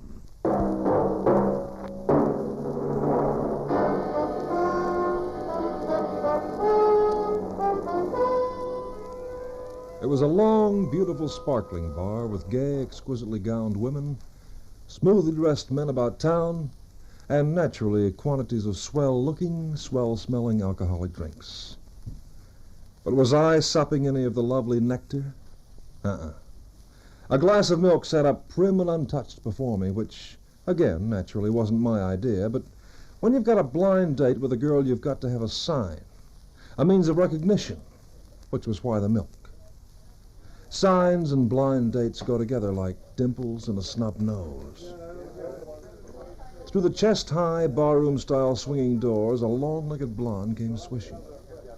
She paused, looked the length of the bar, saw the glass of milk, came towards me, smiling. You must be Randy Stone. I wouldn't be sitting here drinking milk if I wasn't. So you're Rita Spranger? Yes. I thought that this way I couldn't possibly miss you. You didn't mind. Oh, no, I love sipping milk in a bar. So you're the last that's going to give me the necessary information to blow Benny the Ringer's gambling syndicate sky high, huh? Mm-hmm. Shall we go? Go? Home. Home? My apartment. You don't mind? I don't feel disposed to talk here. Okay, Randy? Okay, sure, okay.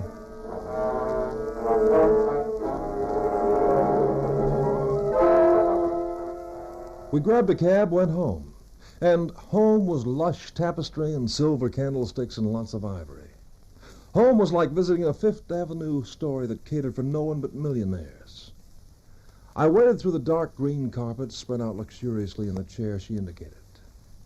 We sipped highballs, smiled at one another.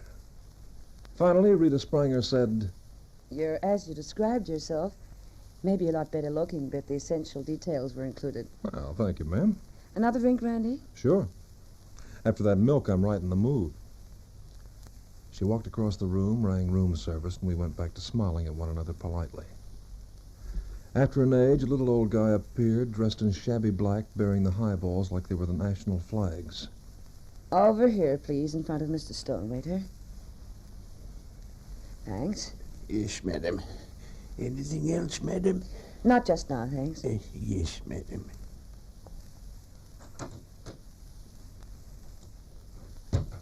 How old is that waiter? He's been with the hotel over 40 years. They look upon him as their good luck charm. Now, about Benny the Ringer. You have a lot of information, stuff that you can prove?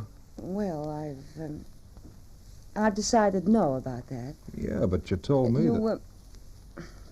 Well, to be frank, you haven't come up to my expectations. Well, this story is so big, I just can't afford to take a chance on it. I'm sorry. I have to feel sure of the reporter that handles it. Okay, so I didn't fit the bill. Anyway, thanks for the drinks, Miss Spranger. I really am sorry to have inconvenienced you, Randy. Forget it. See you around.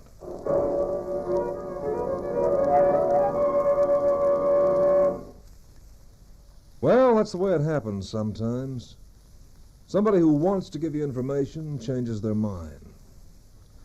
I got out of there, went over to the office, worked on some kind of a story, then went home to bed. Sleep swirled in on me, soft and black and pleasant.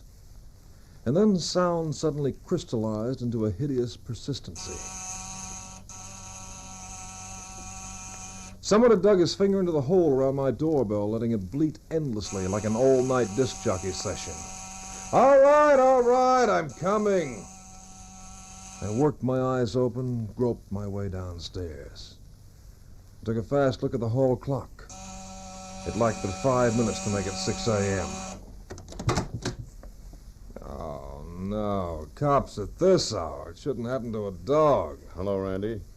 Wake you up, fella? What do you think? I thought we were buddies. Lieutenant Pete Bowman, the newspaper man's friend. Let us in, huh? This isn't the sort of conversation I want your neighbors to get an earful of. Well, by the way, this is Sergeant Kelly, Randy Stone. How do you do? Hi. Well, my guess is, Lieutenant, that you want to see me about something, or am I being psychic? You better forget the wisecracks, Randy. The subject is murder. Eh? A little matter of a murdered blonde, one Rita Spranger. You knew her, I believe. Well, yeah, sure. Briefly, that is. Saw her only last night, we're told, Randy. Early evening, she asked me to meet her at a bar. The Flamingo Bar? That's right, Sergeant. Who got there first? You or Rita Spranger? Well, I did. I drank a couple of glasses of milk while I waited. Milk? Yes, milk. More funny jokes, huh? Okay, so then what? She take you up to her apartment? Yeah, she wanted to tell me something. Couldn't she have told you at the Flamingo? No, she couldn't, Sergeant. It was about Benny the Ringer, boss man of the East Side and one of the biggest racketeers in the business. She had information on him. Spread that, fella. Okay, Lieutenant. You see, as I told you, we met at the bar. The glass of milk was the sign for her to know who I was. We left the bar and went to an apartment.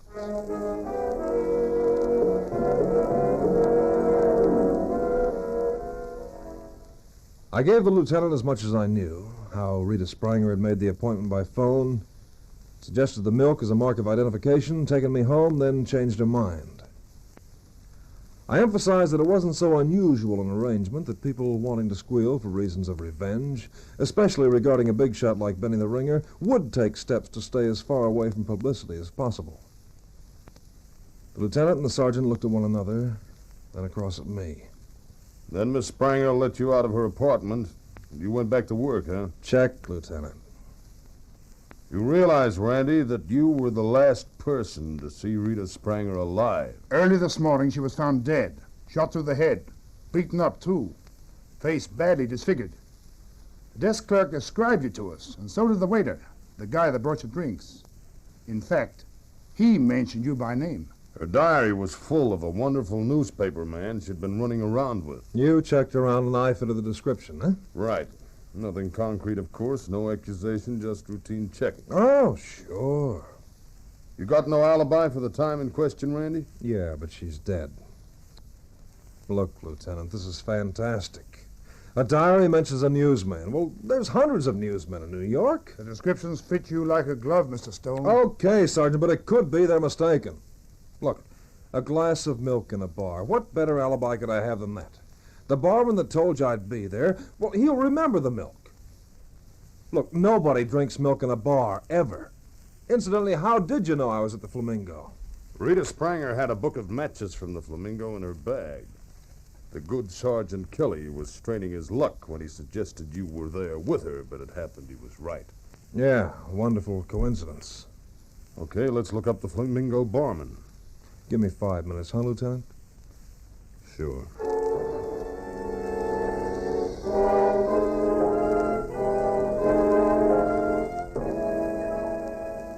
I clambered into some tweeds, ran the electric shaver over my bristles, and then the lieutenant and I went checking my milk-drinking activities. As was to be expected, the Flamingo was shut up tighter than a Scotchman's purse. After a lot of hammering, we raised the janitor, got out of him the address of the barman that had served me. He lived way over town on Lexington Avenue and 23rd Street, a walk-up apartment. And he didn't look pleased to see us when he finally opened up to the insistent pounding of my knuckles. All right, for Pete's sake, ease off with the knuckles, will you? I've been working all night. You Bernie Weinberg, the barman at the Flamingo Bar? Yeah, so what? Police homicide. You know this guy here? Ever seen him in your bar, maybe? Now think hard, Bernie. It might be important. He squinted at me, wiped his mouth with his sleeve, pulled the lobe of his ear. No, I can't say I have. Should I have, fella? Early in the evening, yesterday evening, I was drinking milk. Milk? Milk in my bar? Never you did. Please think hard. I met a girl there, a blonde. What is this, officer? Some kind of a reb? Drinking milk? Milk? You're certain about this, Weinberg?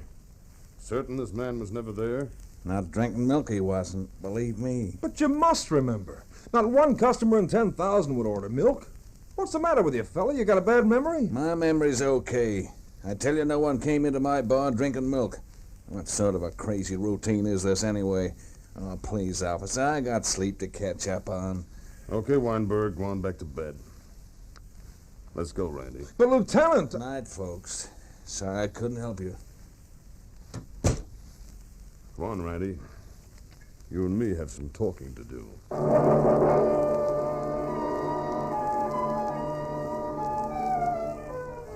It was crazy, fantastic as a Dali canvas. We went down to the car, drove slowly across town while I tried to convince the lieutenant that Bernie Weinberg was the barman that had served me milk. That in some way I was being caught up in a diabolical frame-up, being fitted with a murder rap that strained all of one's credibility. Finally, he saw it my way, agreed to play along a little further with me, probably figuring that the department owed me a couple of breaks anyway. We went visiting David Spranger, the dead woman's husband, from whom she'd been separated, and who, incidentally, was due to collect a lot of money that his wife had recently inherited from an uncle.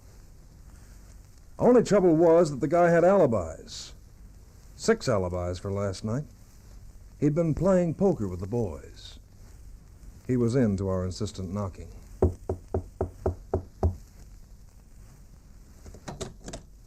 Yeah. Police, Homicide Division. I'd like to ask you a few questions. Again? Look, you guys were here a couple of hours back. Double check, routine. Okay to come in? Oh, okay, I guess so. Thanks, Mr. Spranger. Nice place you got. Yeah. Now, what was it you wanted to know? About your wife. How long was the... Darling, are you ready to... Oh. Lieutenant! My mouth dropped open and stayed that way. The hairs on the back of my neck quivered. The blonde who had just come through the door of the bedroom was a blonde I knew. A blonde I knew extremely well. So well that I was suspected of murdering her. Rita Spranger.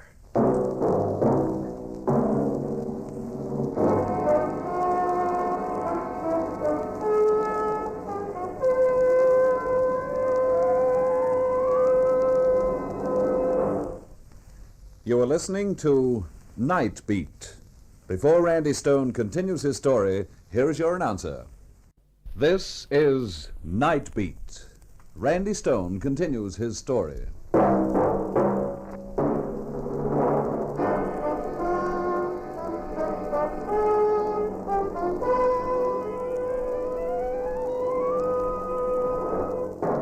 I gaped foolishly at the hard-used blonde who should be in a city morgue, and she gaped at me. The atmosphere in the room became charged with an electric tension. Finally, I managed to swallow hello, and it broke up the tension.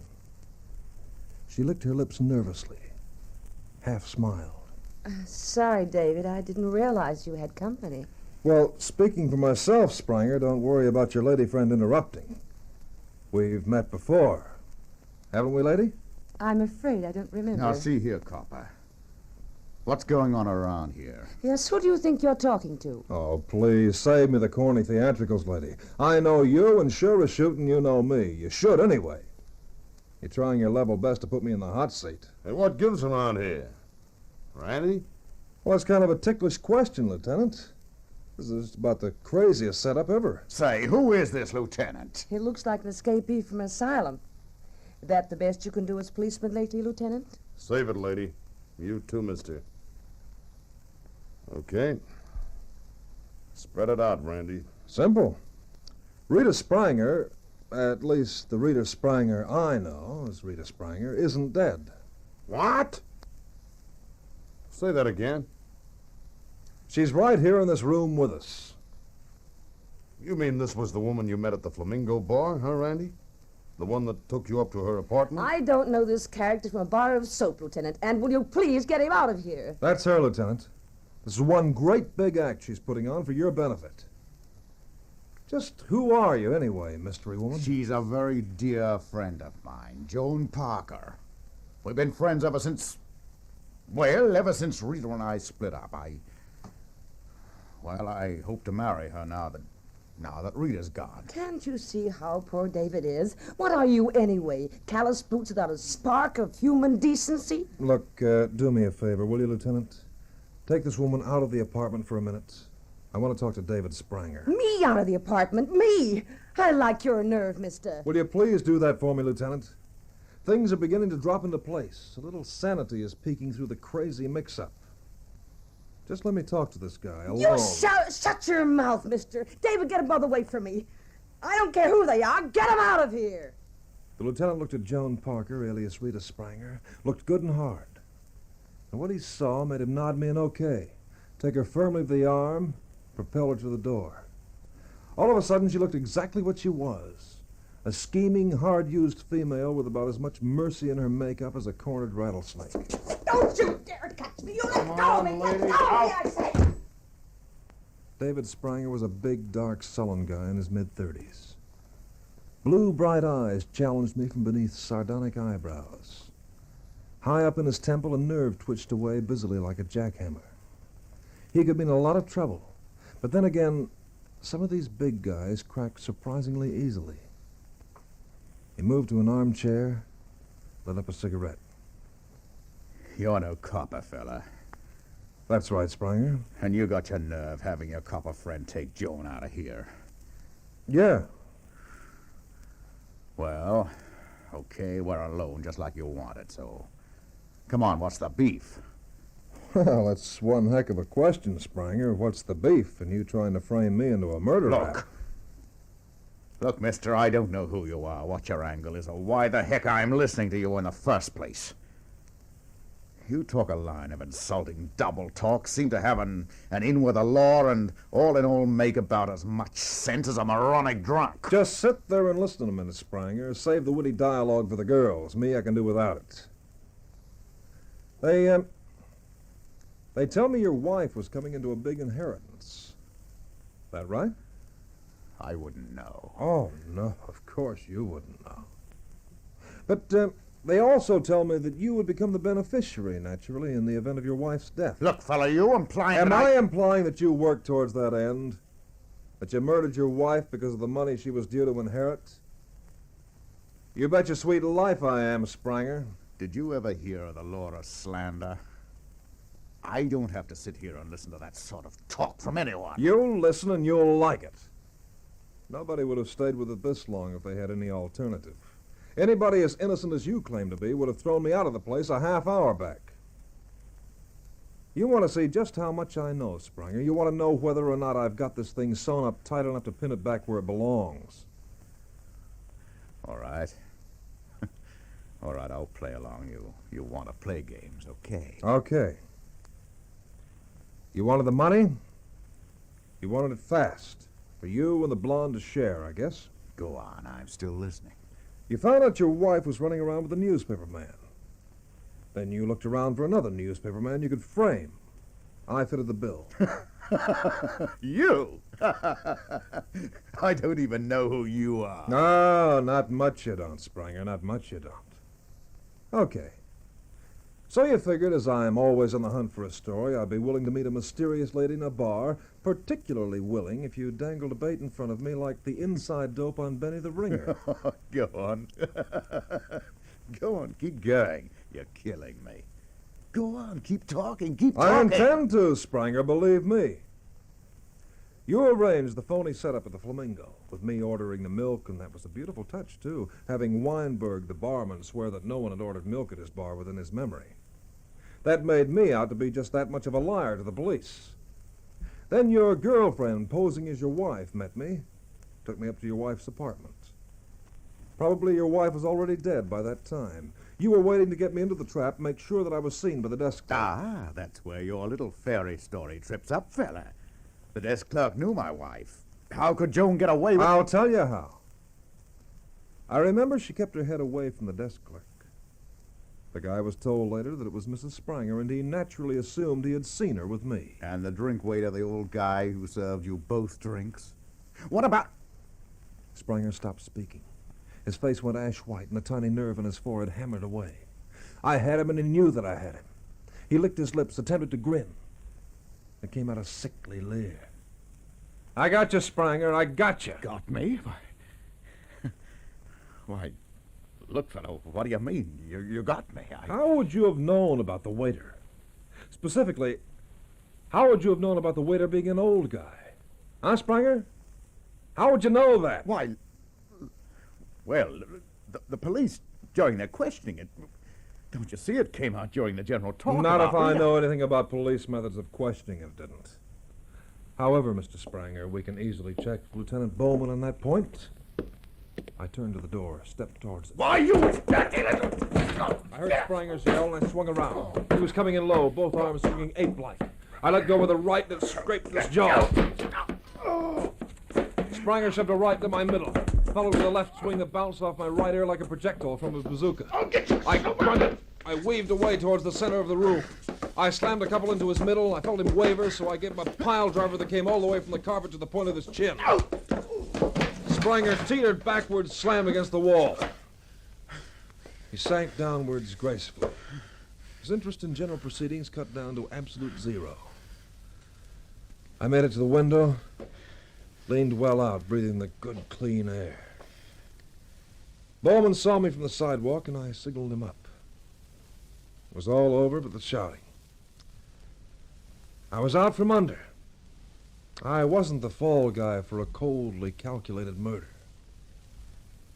I loved the taste of the good free air.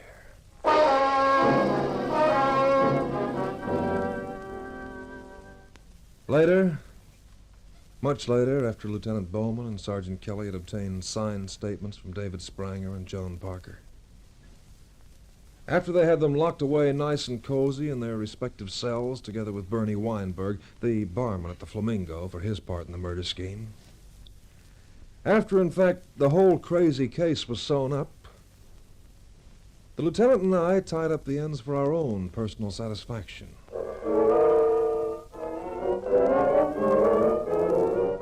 So, the department owes you an apology, huh, Randy? For suspecting you of murder. Well, we'll forget it, huh? Let's just chalk it up to experience. I got one swell story out of it, so we'll call it quits. Hey. You know, one thing threw me. How the old waiter that served you drinks failed to recognize the fact that the woman in the apartment wasn't Rita Spranger. Oh, brother, but he was really old, practically blind to all intents and purposes. You see, to him, almost any blonde would have looked like Rita Spranger. Yeah, the whole thing was well planned, even down to the matches in the bag. Why, if you hadn't told us which bar you were at, it would have provided the clue. Check. The newsman angle, too. The guy in the diary? Yeah. Turned out to be a rewrite man for the Globe, one of Rita's many boyfriends. Oh, and brother, does he hate the publicity he's been getting.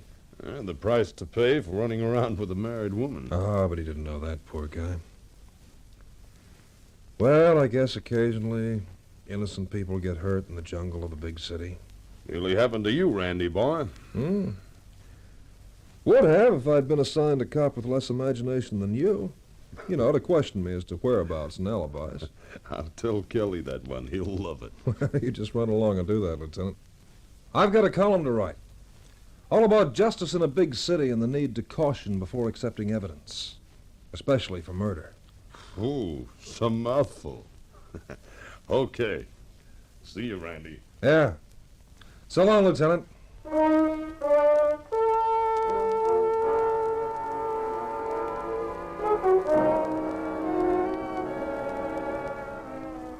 I wrote it all up. Wrote it up big. About the lengths people will go to obtain money and the good that it does them in the end. About a barman with a bad memory, a crazy story about going into a bar to drink milk, and a cold-killing blonde and her equally vicious boyfriend. What a concoctions. Small wonder the guys that study social trends and conditions inform us that we're all in a rat race to Bedlam. You know, maybe they've got something.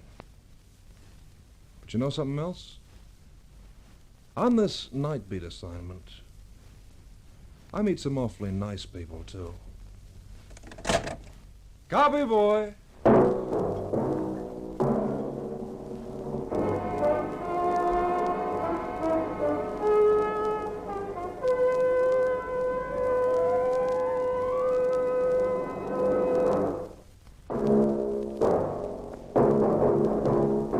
Nightbeat.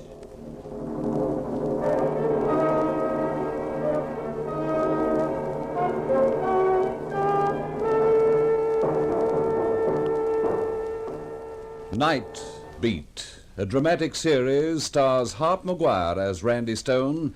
Others in the cast were Sheila Searle, Lloyd Burrell, Richard Ashley, Jerry Wells, and Ron Roberts.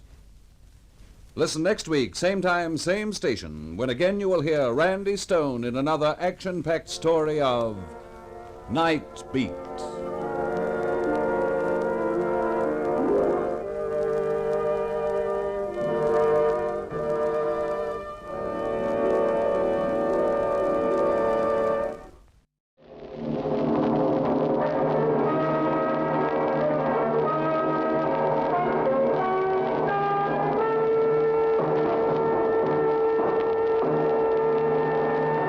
Hi there.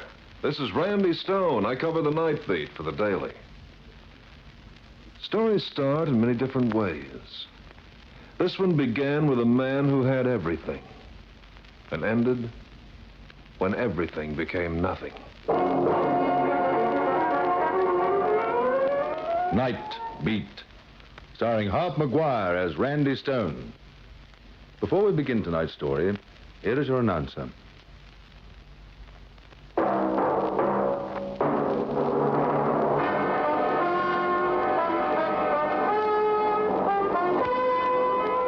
Andrew McMillan was a charming guy.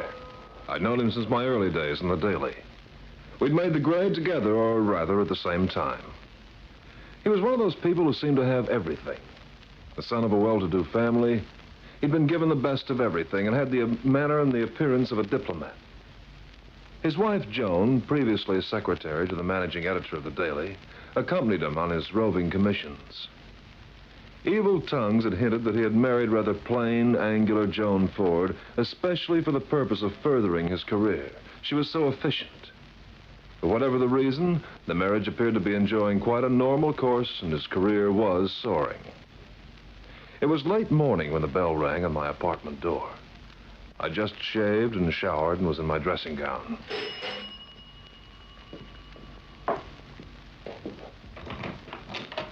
Oh, hello, Andrew. Come on in. Nice to see you. This is an unexpected pleasure. It is, isn't it? What on earth's happened to you? Wife trouble. Oh, I couldn't imagine Joan being troublesome. She's always so cool and efficient. Have you ever lived with anyone cool and efficient? No. Count your blessings. By the way, I didn't expect to see you so soon. I thought you and Joan weren't due back in New York until day after tomorrow. Neither we are, but we had this little difference about a trifle. We'd done our stuff and we came home. I just had it. I thought I'd come around here for a while. Maybe even stop the night. Is that wise? I'm not one to argue. It's either here or a hotel. Oh, you're welcome, of course. As a matter of fact, I have to go off a bit early this afternoon myself. I want to catch a character down on the waterfront who isn't there at night. I'll leave you a key. I've got a spare. You're sure you don't mind? Oh, quite sure. Hello. This is a handsome statuette. Bronze, isn't it? Where'd you get it? Oh, a guy named Whitaker is giving an annual award for human interest items. This was the first. I got it for the Farnsworth story. It has an attractive, long, slim line. Figure of a woman. Heavy, isn't it? Yeah, good paperweight. I'd have been inclined to put it up high somewhere. But it looks quite good here on the table beside the divan. You will go tripping off to Europe in your stories. You don't know the half of what goes on here. Yeah, seems like it. By the way, what do you think of the articles Joan and I have been turning out? Oh, they're getting better every day. Stuff on France was extra good. You're a surprising fellow, really, Andrew, you know?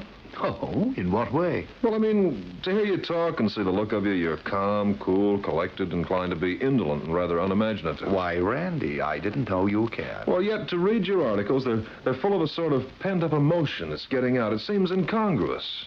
Secret of my success? Romance and marriage was the secret of your success, Andrew, old boy, and don't kid yourself. Rot. Before you got mixed up with Joan, you were okay. That was that. Then Joan comes along and bingo, you're sensational. Don't say that. Don't ever say that. Hey, that's some row you've had today. I'm sorry. I shouldn't take it out on you. That's okay. Hello, Randy. Andrew here? Joan. Yes, he is here. Come on in. Am I really welcome? You are as far as I'm concerned. Joan, what a terrific-looking outfit. You look just wonderful. No one ever used to say that before I married Andrew. Now that he chooses all my clothes, I live in an aura of compliments. I love it. You going to Sam's party tomorrow night, Randy? Well, I guess my life won't be worth living if I don't. Well, I hope it's a bright night. I feel like a little something to relieve the monotony. Andrew was feeling a little sour, Randy, mostly with me. Yeah, so I hear. Oh, excuse me, this is my day for callers. Hello, Helen. The rest of your family's here, too. Oh, so I've heard. Well, where did you hear that? They haven't been here that long. Grapevine, Randy. You know rule number 7, never disclose the source of secret information. Hello, everyone. How's the trip? Joni, don't you look elegant? Hello, Andrew, darling. What's this Andrew, darling? Why, Joan, you know my secret passion is Randy Stone. Hey, I blush. How about a drink? I'm parched. This time in the morning? You're becoming a grogger. Coffee's more my line this hour of the day. I'm becoming a hard liver. Andrew's driving me to it. Oh, the big brute. Let it be a lesson to you. Can I, help you make the coffee, Randy, darling? Hey, now, what's all this sudden freshness where I'm concerned? You're becoming a hussy, Helen Ford. Are you spurning my attentions? Well, they overwhelm and surprise me. It's all so sudden. After 2 years at the Daily, sometimes at close quarters, especially when Andrew is in town, you have greeted me with more or less respect for the aged. Now, suddenly, this alarming devotion. Oh, I just can't hide it any longer. Joan, your sister, speak to her severely. Helen, dear, if I were to speak to you sternly, would it make any difference? Oh, none. Then I shan't bother. Joan spent too long being a mother and father to me, bossing me and keeping me in line. You know, she molded me to specifications so busily that she didn't even have a life of her own. Now she has someone else to boss who's bigger and can take it, or even dish it out. I'm not taking any more notice. That's gratitude for you. That's why I'm not sorry I can't have children. I've brought one up already. 10 years of that sort of thing is quite enough, hmm? Well, Joan, you didn't do a bad job. Anything objectionable which has set in since is not your fault. Time you took over, Randy.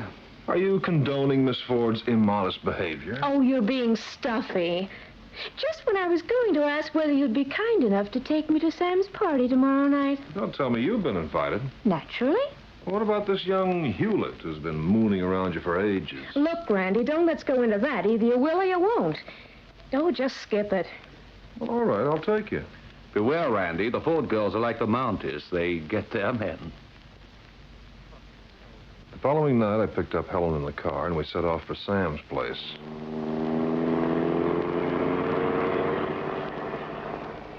You know, the way you behave, Randy, anyone would think I'm ugly or something. What makes you say that?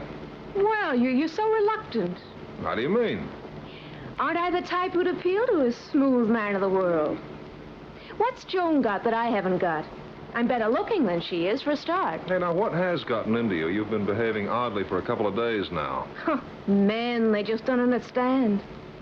I thought Hewlett didn't understand because he's a callow youth.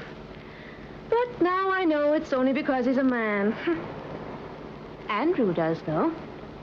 Andrew does what? Understands.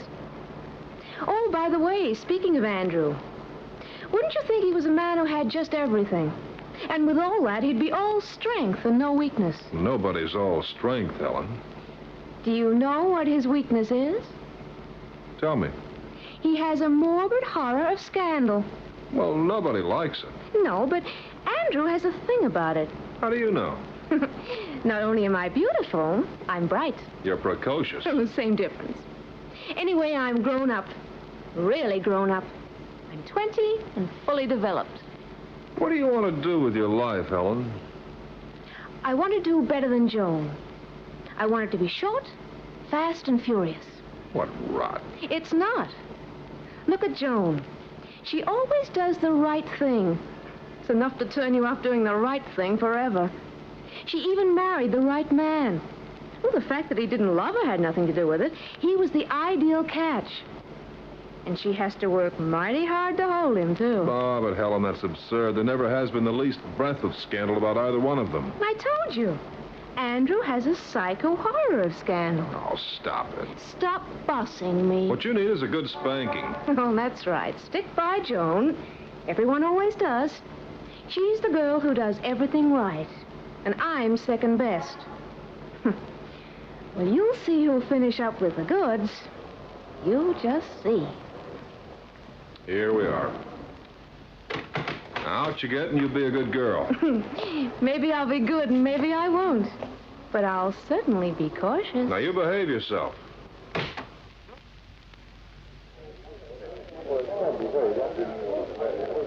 I lost sight of Helen for a while at Sam's party. Later, Joan approached me. She appeared upset. Randy, please do me a favor. Take Helen home. What's the matter? I don't want to discuss it, but she's making a complete exhibition of herself, and I can't stand it. Now she's threatening to get drunk. Be nice and take her home, Randy. Sure, if she'll come. Helen made no fuss. She sullenly came with me and without a word got into the car. She volunteered nothing, and I asked no questions. When we reached her place, I went to her door and let her in. Without a word, she went inside and left me standing. About 2 o'clock the next afternoon, Andrew rang me at my apartment. Yeah, Randy Stone speaking. Oh, hello, Randy. I wonder if you could do me a favor. Yeah, sure. What is it? Oh, some party last night. I'm afraid I overindulged and only just got up. The trouble with that is that now I have to be in 2 places at once. Physically impossible. Would you be in one of them for me? Well, which one? That old social bat, Matilda McAllister. She'd love to meet you anyhow. One of your fans, as a matter of fact. She's going abroad on a charity mission and has a few good ideas in spite of herself. Okay with you? Well, when's the appointment? At 3. Can you make it? Oh, sure. By the way, what happened between Helen and Joan last night? No idea. Oh, you know how these girls get. By the way, did Helen give you back your key? What key? You know, the one you lent me when I thought I'd spend the night at your place the other day. I asked her to give it to you. Oh, no, I'm afraid she was too sulky to think about anything. I didn't realize until last night how big a problem child she could be. About Matilda, though, is there anything I should know in advance about her that I don't know already? Oh, there's seldom any more to those dears than meets the eye. Well, thanks, Randy. I'll see you later. I went and interviewed Matilda McAllister, not without a certain enjoyment. She was a decorative old dear with a rather saucy wit and plenty of good intentions. I was in excellent humor when I returned to my apartment about 5 o'clock. As soon as I opened my door, I could see there was a woman reclining on my divan. By the look of the fancy shoes and the shapely ankles, it appeared to be Helen. Andrew had mentioned he'd given her the key. Apparently, on arriving at my apartment and not finding me there, she'd made herself at home. I called out to her. She didn't answer. When I realized why, I was stunned with horror. Someone had seen fit to hit Helen very hard on the head. And there she lay on my divan, dented and very dead.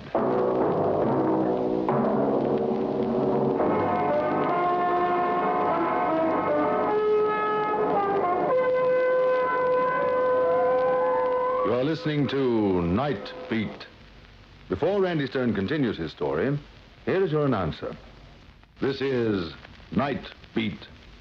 Randy Stone continues his story.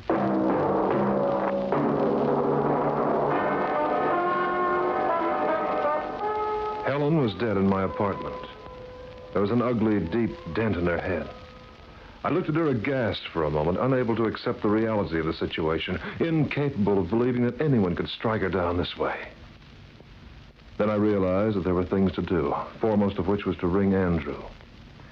Then I realized that Andrew was out on an assignment, probably not available. Just as I was cogitating, Andrew saved me the trouble by ringing me.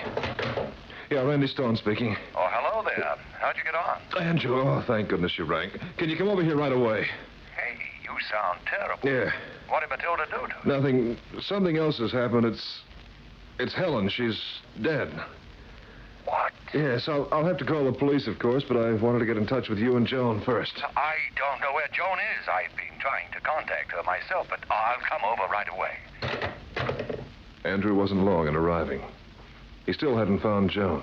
He looked very distressed. When he saw Helen, his eyes filled with tears. What a revolting thing to do. That lovely creature. Who did it, do you think? Doesn't look too good for you, does it? Well, I guess not. That's an aspect which hadn't particularly occurred to me. It should. Well, I don't see what I can do about it, do you?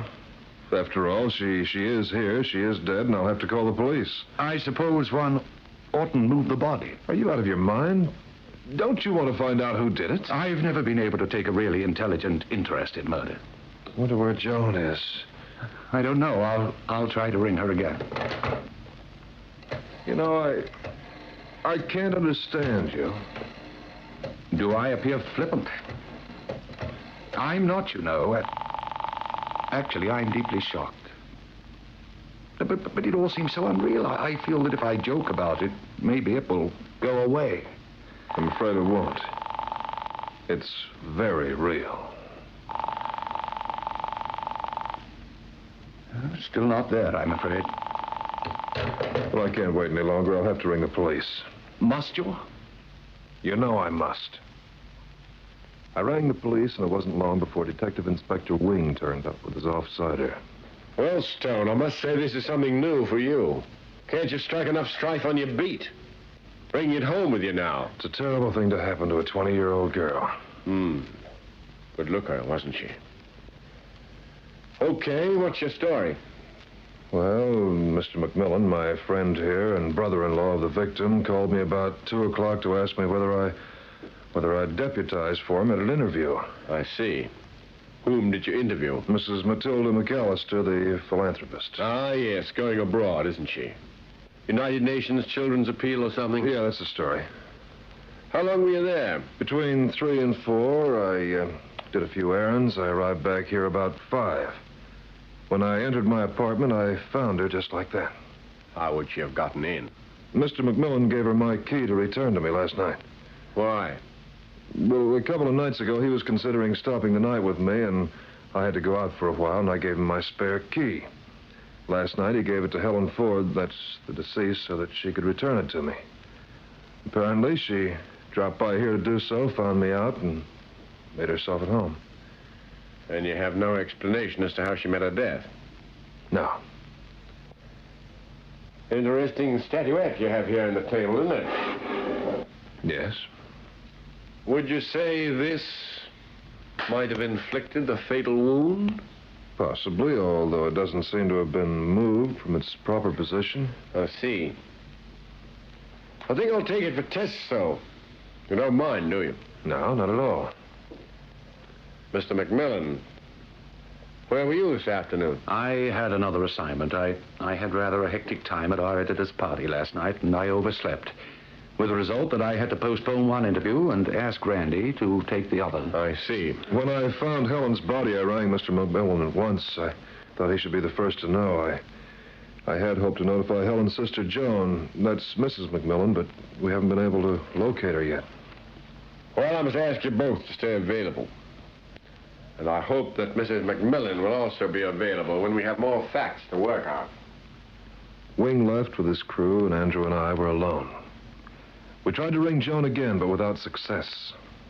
Well, I wonder what could have happened to her. Maybe she's out shopping or something. I guess that's it. This will be a terrible shock to her.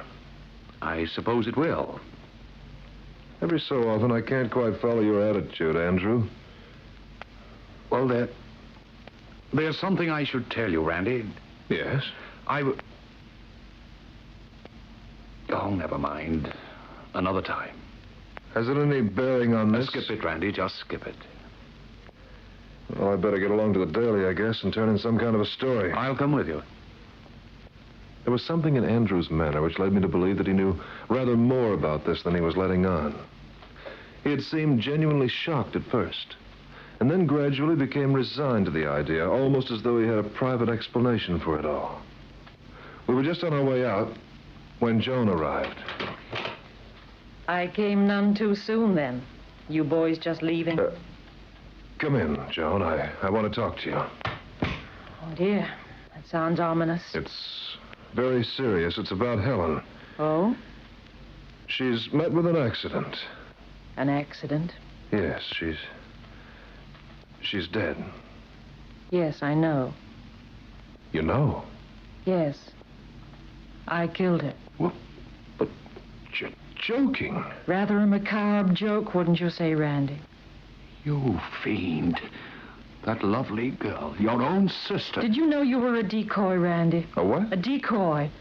Helen played up to you as a blind to cover her torrid romance with Andrew. I won't stay and listen to this. Oh, yes, you will, Andrew. You'll face up to life just for once.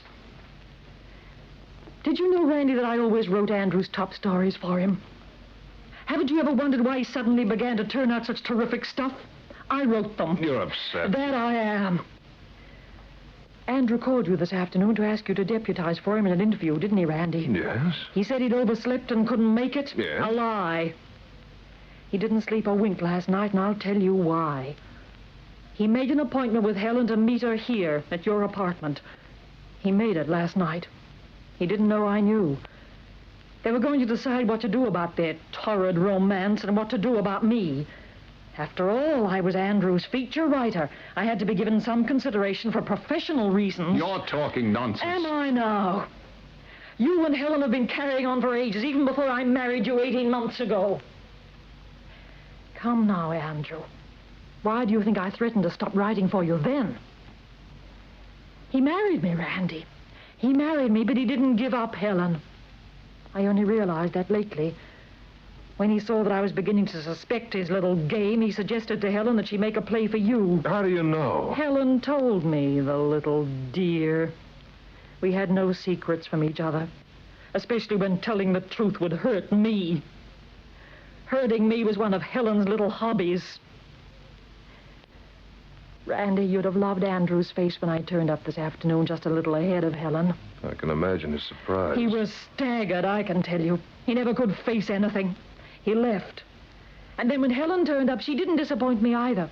She expected Andrew to open the door, and there was I. It was very satisfying. You had a showdown? We had a dilly of a showdown.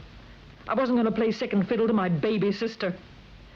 I fell heavily for Andrew the first day I saw him. Then the only rival I had was his love of self.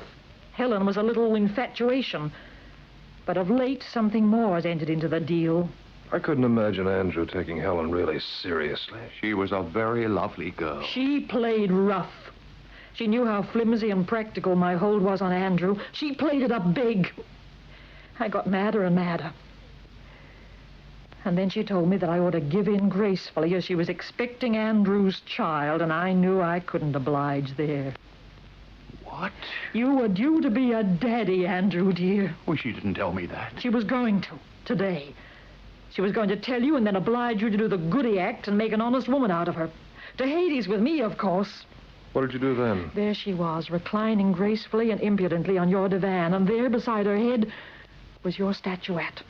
And there I stood, not far away, just dying to make an impression where it would have the most effect. Well, we got together on the deal. I was blind with fury.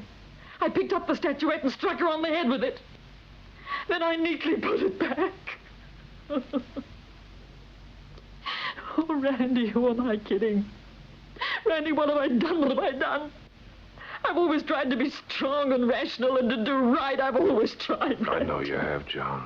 Why do I have to get mixed up with such rotten people? Such rotten, rotten, rotten people!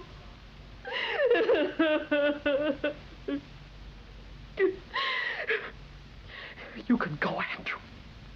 Go as far as you can, as fast as you can. Go now, Andrew. For heaven's sake, go now, go now. I certainly will. Make it far, farther than the circulation of the Clarion, won't you, Andrew? What has the Clarion to do with me? I've written a complete story and confession for them to appear in tomorrow morning's issue. You haven't? It satisfied me to kill Helen. I'd put so much thought and effort into her that I got satisfaction from destroying my own handiwork. I don't want to live. Life without Andrew seems unthinkable. With him, knowing what I do would be impossible. You make me sick. May I go now? I think you should. Goodbye, Andrew, dear. Why the story in the Clarion? What could have prompted you to do that? I wanted recognition for my genius, and I wanted Andrew's life to be wrecked as thoroughly as mine. I couldn't think of any other way to get sweet revenge. Oh, what a terrible mess. What are you going to do? Sleep. Just sleep. Goodbye, Randy. Will you be okay? I mean, can I see you home? No, thank you. I'm okay now. Cried myself out. I'm tired. Very tired.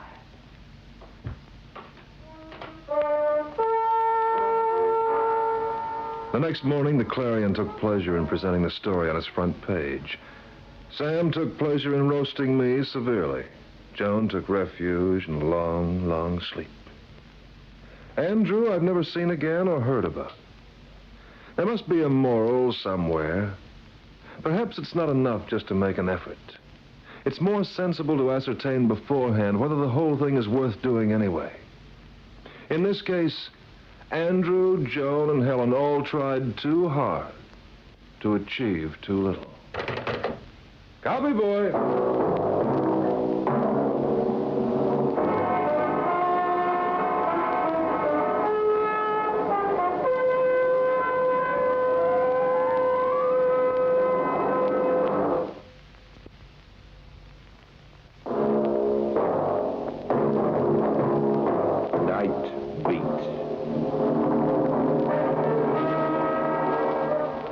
Nightbeat, a dramatic series, stars Hart Maguire as Randy Stone.